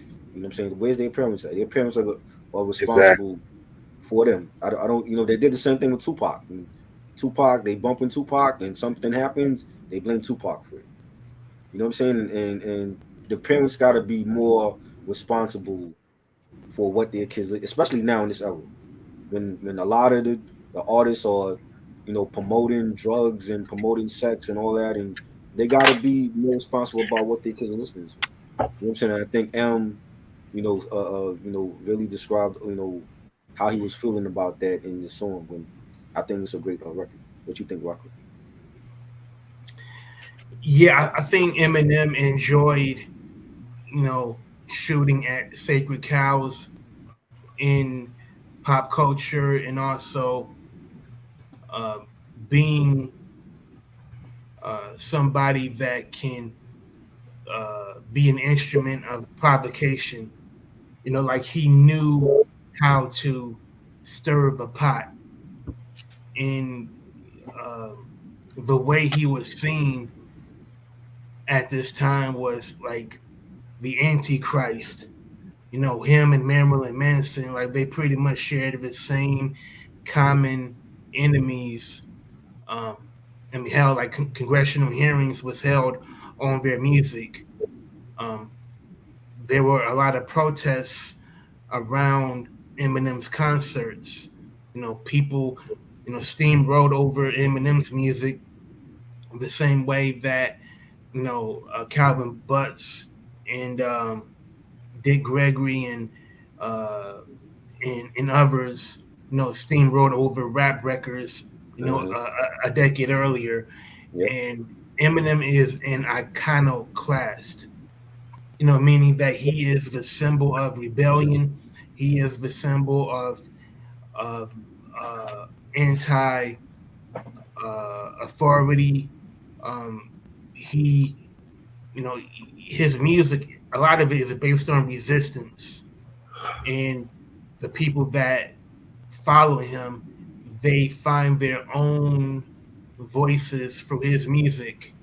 You can just, you know, you go to an Eminem concert, you want to see people that dress like him, that look like him. They, you know, he's more than just an MC to them. And once you uh, start wading through those waters, that's when uh, the dogs get sicked on you.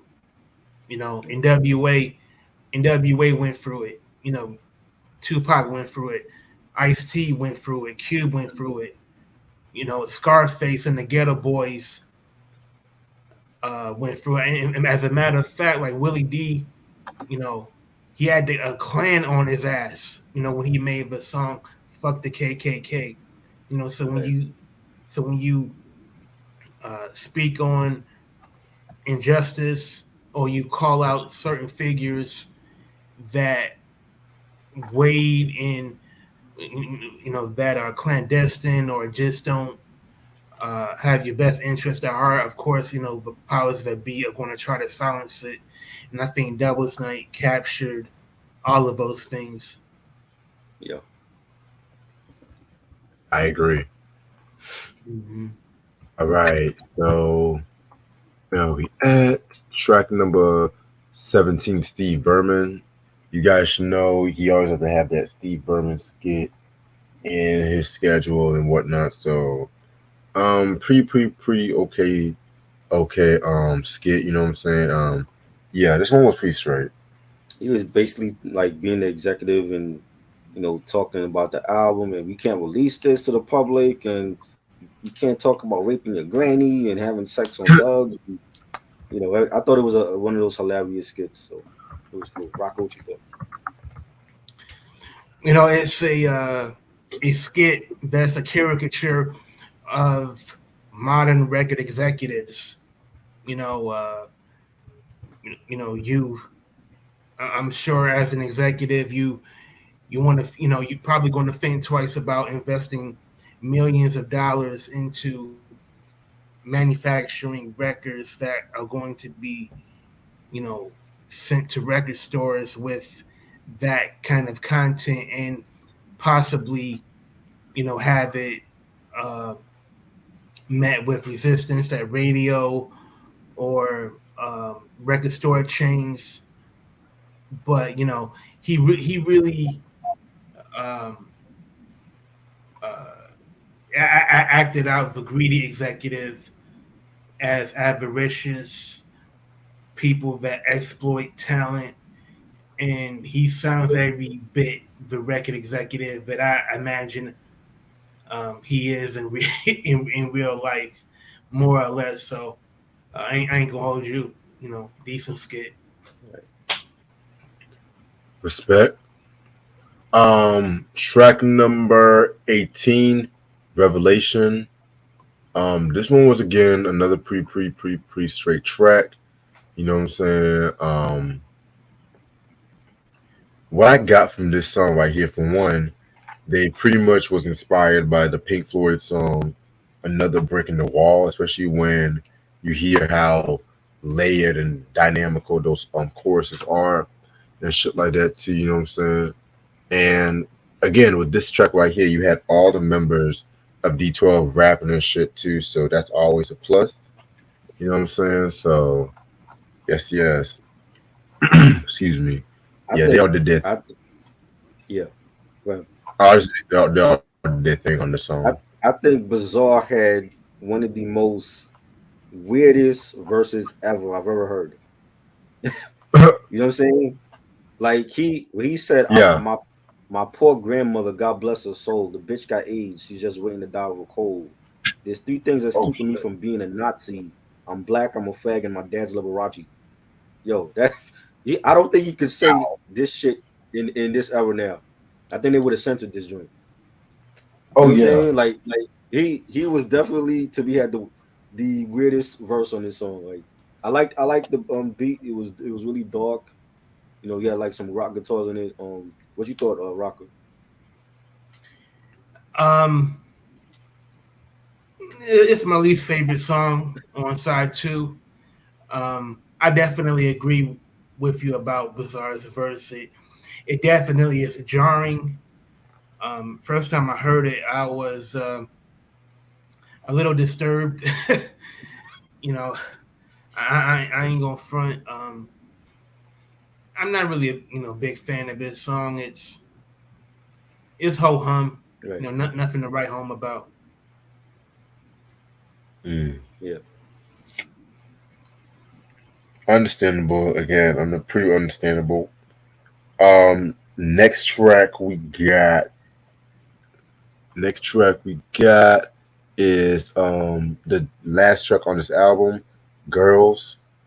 So this was actually a diss track, mostly aimed at Limp Bizkit. You know what I'm saying? But also a few shots at Everlast and Dilated Peoples. You know, pretty solid diss track. It's not really one of my favorite Eminem diss tracks of all time.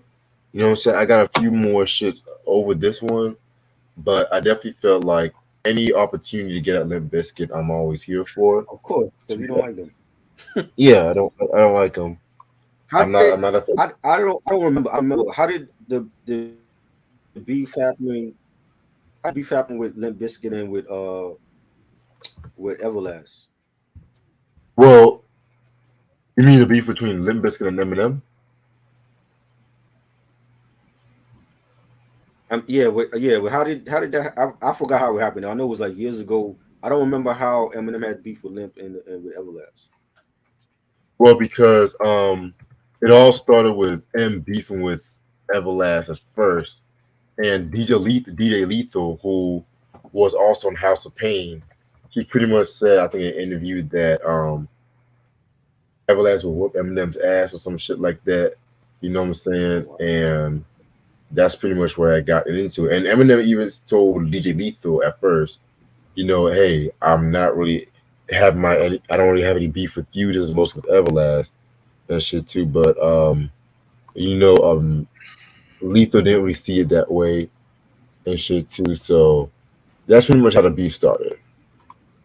So this was after he made the song "Quitters," right? I want to say this was before Quitters. Before "Quitters." Okay, I remember the "Quitters" song, and I know I saw evidence when evidence was on Talib Kweli's podcast. He talked about the beef with him and M, and I think they squashed it now, like years later. Yeah. Even with that, I forgot how that happened with Dilated Peoples, but um, I think it was a good song, a good diss track. You know, and in the beginning you had M saying he got a lot to get off his chest, and if he doesn't, he's gonna explode. Right. He said, and then I look on the TV and I look who's mentioning me. That little fucking weasel, DJ Lethal on MTV. After I gave you props on that song, you on national TV talking about Everlast is gonna whip my ass when he sees me. So I liked it because of the fact that Everlast was great. House of Pain, I love them. But lyrically, I don't think Everlast fucking with M. I Hell, think M picked and chose his battles wisely. You know, going after Everlast, going after DJ Lethal and Moby. You know, Ja Rule he had beef with. You know what I'm saying? He picked his battles wisely because if he had to go up, to me, Evidence is a great lyricist. I don't know if Evidence like in a battle could take M. You know what I'm saying? 'Cause I never heard Evidence beef with anybody, but I think if M came across the right MC, he might get it. He might be in trouble if he had to come like battle Black Thought. He might be in trouble. You know what I'm saying? But I think this was a good diss song. You know, during that time when he was just going after everybody. So, what you think, Rocker?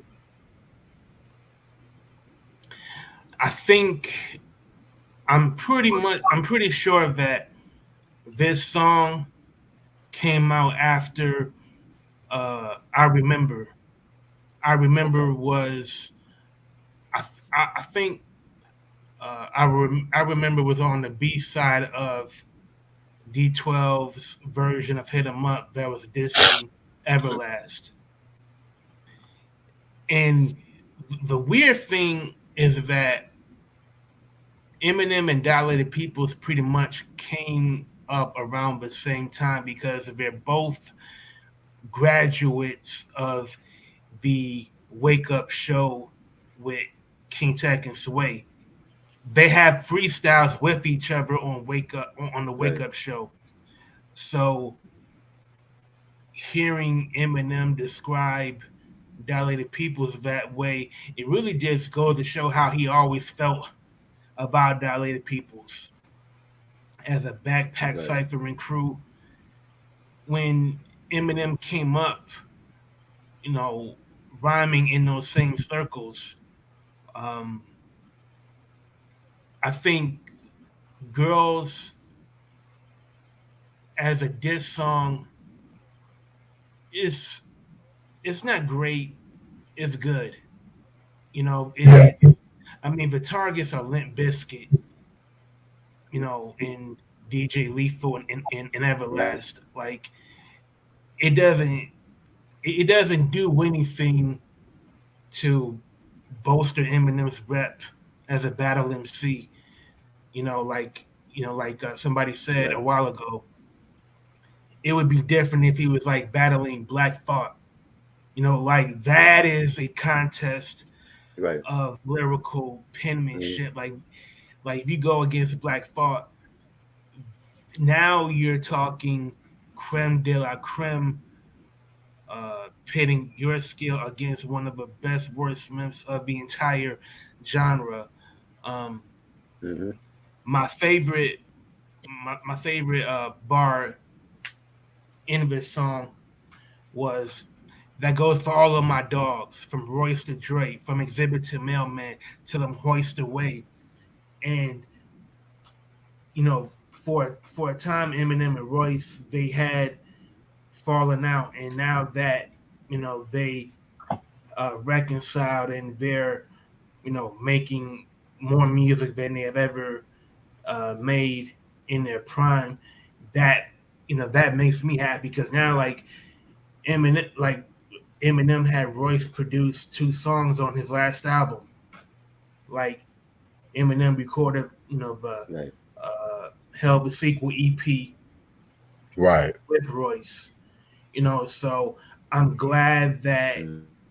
Eminem was able to do the project with Royce that he always wanted to do, and it came on the backside of Eminem's career, and this song is on uh, a group project that was at the front end of Eminem's career. So it's funny how things come full circle. Um, So that's what I really love about this song is that um, it's a time capsule of who he considered to be his day ones. You know, Dre, Right. Exhibit, you know, and people forget about Exhibit, man. Exhibit is one of the uh, dopest MCs to come from the West Coast. I mean, if you look at Facts. that loud roster, I think Exhibit was the lone West Coast artist. Right. You had Wu Tang, you had Mobb Deep, you had Big Pun, Mm-hmm. Dead Yep. Prez, Raekwon. I don't Yep. think the Alcoholics was on loud, but at any rate, I think they were. Exhibit, man. Oh, they were. Yeah. Yeah, so um, I think Mm-hmm. Exhibit. I wish he would have continued making music, but I understand why. Because Pimp My Ride was making, it was so popular that it took him away from the music. But from '96 to 2000, Exhibit, Yeah. you know, was he was one of the shining stars in hip hop.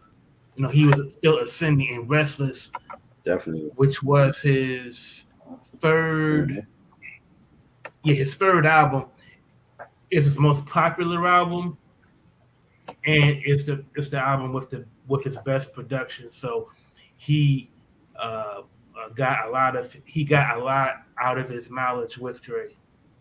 Yeah. Great album. Yeah. Definitely.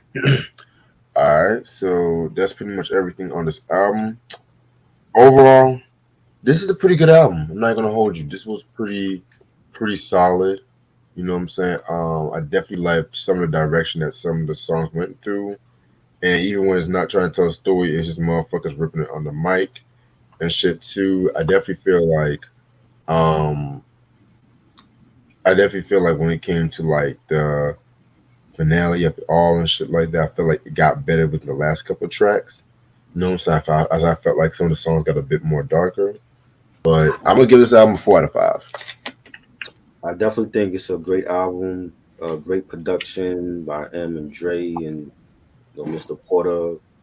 It had a heavy M influence. I feel like when it comes to certain songs like Purple Pills and fight music and even like the skits reminded me of like listening to Eminem album. But I think it's solid.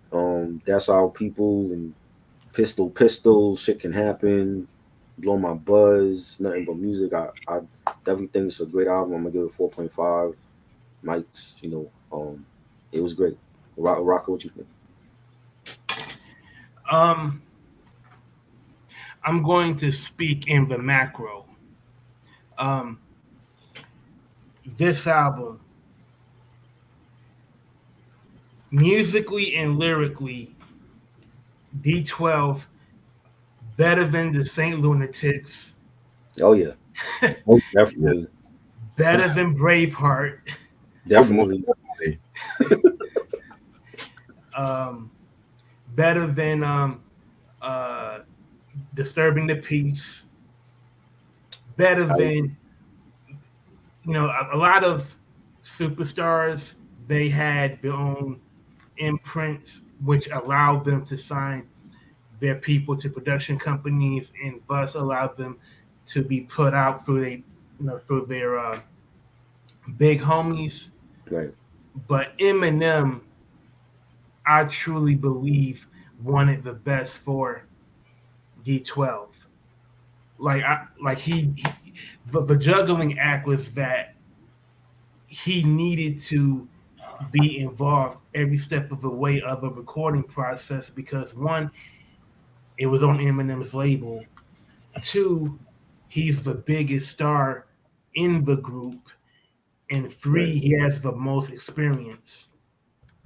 But he didn't want them to be seen as um, people that are just uh, uh, flunkies, people that he was just carrying Hmm. because because he knew them for so many years. And um, Devil's Night, I would say, I don't know if it's 4.5. 4.5 is pretty high. It's like it's one step below Five Mics, which is classic. But then again, Devil's Night to me is their best album. Yeah. Um, it definitely stirred the pot. It's not a lot of albums like it, but I feel like it's better than Four Mics. Um, so I'm gonna give it 4.5. And this is definitely a classic album in Detroit hip hop. You know,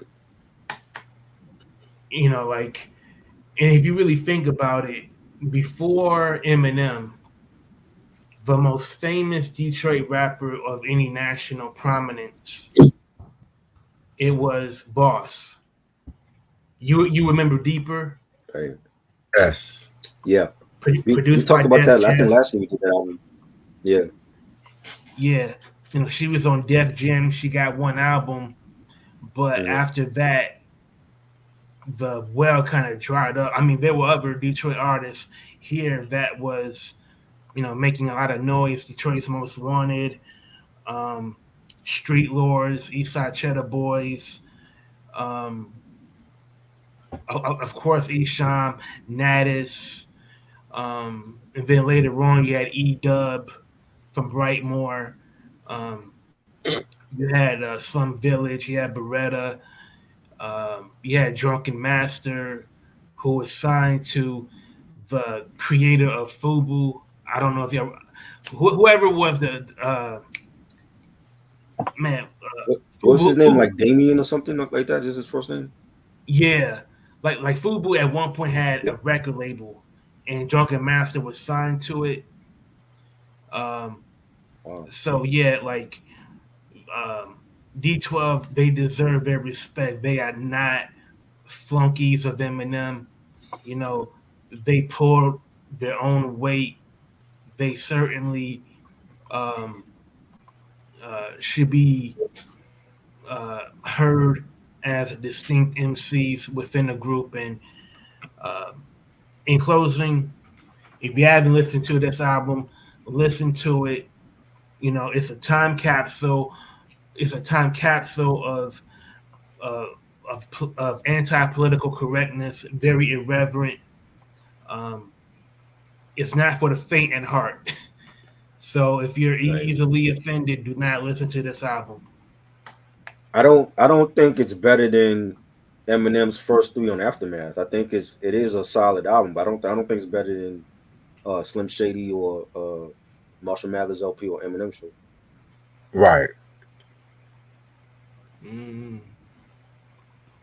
I think I do think,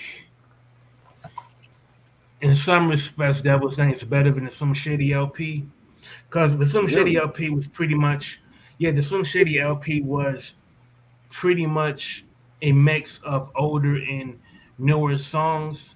Right. Like if I had was on the Slim Shady EP, Just Yeah. Don't Give a Fuck was remixed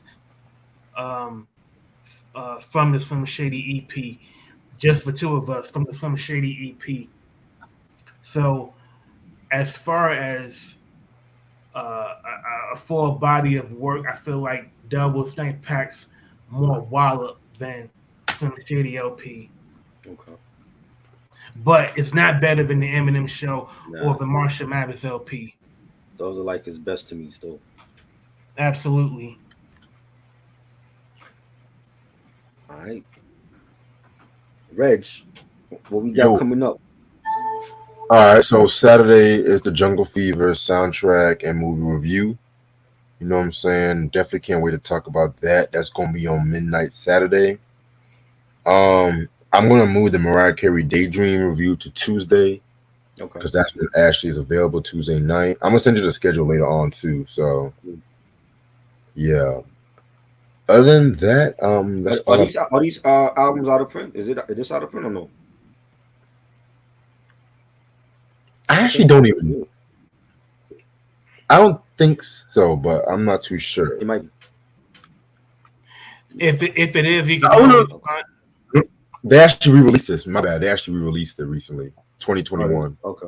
Let me so, And you can always look it up on Discogs. Right. mhm. Yeah. But yeah, man. Uh, thanks again, Raka, for being here. Plug what you got going on. Plug all your socials. Oh, no doubt. Lately, well, first of all, I'm Rocket Bash. You can find me on Instagram, Twitter at Rakabash, RAKABASH. And lately, I've been doing more things on Twitter Space. The last Twitter Space that I had, we was we broke down DJ Clark Kent's Oh assessment God, that The Chronic is not a classic album. he got to stop that. I feel like he's trolling the internet now, saying shit like that. Who? Yeah, Clark Kent. Who? Clark Kent. Oh, oh God. yeah, Crazy. yeah. I, uh, I, I mean, I had The Chronic. I bought it a couple times over. Like Hmm. the reason why it struck a chord is because Biggie himself said that The Chronic inspired the making of Ready to Die. Right. So if it's not a classic album, then why would it move Biggie so much? Especially when Exactly. Clark Kent, you know, says that Biggie, was his man. He did, of course, he DJed for Biggie. Hmm. He introduced, Biggie to Jay-Z, but the Chronic, it single-handedly um, moved the shift from the East Coast to the West Coast in terms of popularity, Right. critical acclaim for a couple of years. Like to Facts. me, it was totally revisionist of Clark Kent. Um, and most recently, I did a review of the 5 episodes of Dear Mama, the docu series I that still haven't watched. chronicles. Yeah, it's a docu series about the legacies of Tupac and Afeni. It's the most comprehensive documentary about Tupac. Um, it is uh, better than, of course, All Eyes on Me pick.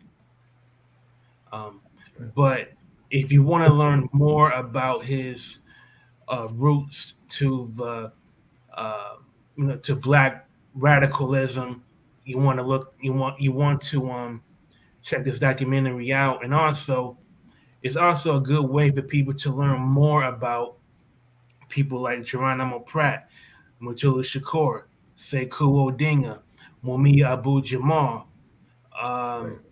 um, George Jackson. You know, uh, depending on uh, your first for learning, your first for curiosity, it's a great way to learn about uh, a lot of social movements of the 60s and 70s.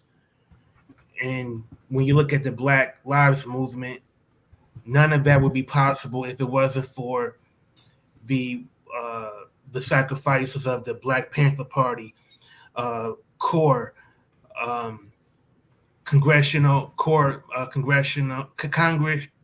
on Racial Equality, Southern Christian Leadership Conference, the Black Right. Liberation Army, all of those Black social movements. Um, it's very fascinating to me, and that's pretty much what I'm up to nowadays. Dope. Dope. Okay, that's dope. Definitely gonna check that out. Definitely. Oh, and by the way, thank Mhm. you for extending the invite. I'm Yeah. always grateful to you, Triborough, and you, Reg. I had a great Okay. time, and thank you, for all of the compliments of the viewers. Dartmouth, I appreciate it. I always try to be prepared. I always try to be um, well versed on anything that I talk about. So I appreciate Yeah. your No doubt, man. comment. I, Yeah, I make sure definitely, you. I'm definitely gonna invite you back on whenever you got the time. So Oh, if I have the time, I'm definitely going to be here, man. thanks, appreciate it, man. Definitely. But like, listen, y'all. I'm actually about to end off this video right here because I got a few more things I got to work on tonight. You know what I'm saying? Definitely stay tuned Saturday when we do the Jungle Fever soundtrack and movie review. You know what I'm saying? I want to say as of now, it should still be on YouTube. You know what Okay, I'm saying? So yeah, that's the best thing I can say. Thank y'all so much for watching and tuning in and everything. Hope you guys have a very good weekend. Hope you guys very stay safe. I will see y'all later. all right. Peace. Peace, Raka. Peace, y'all. Yeah.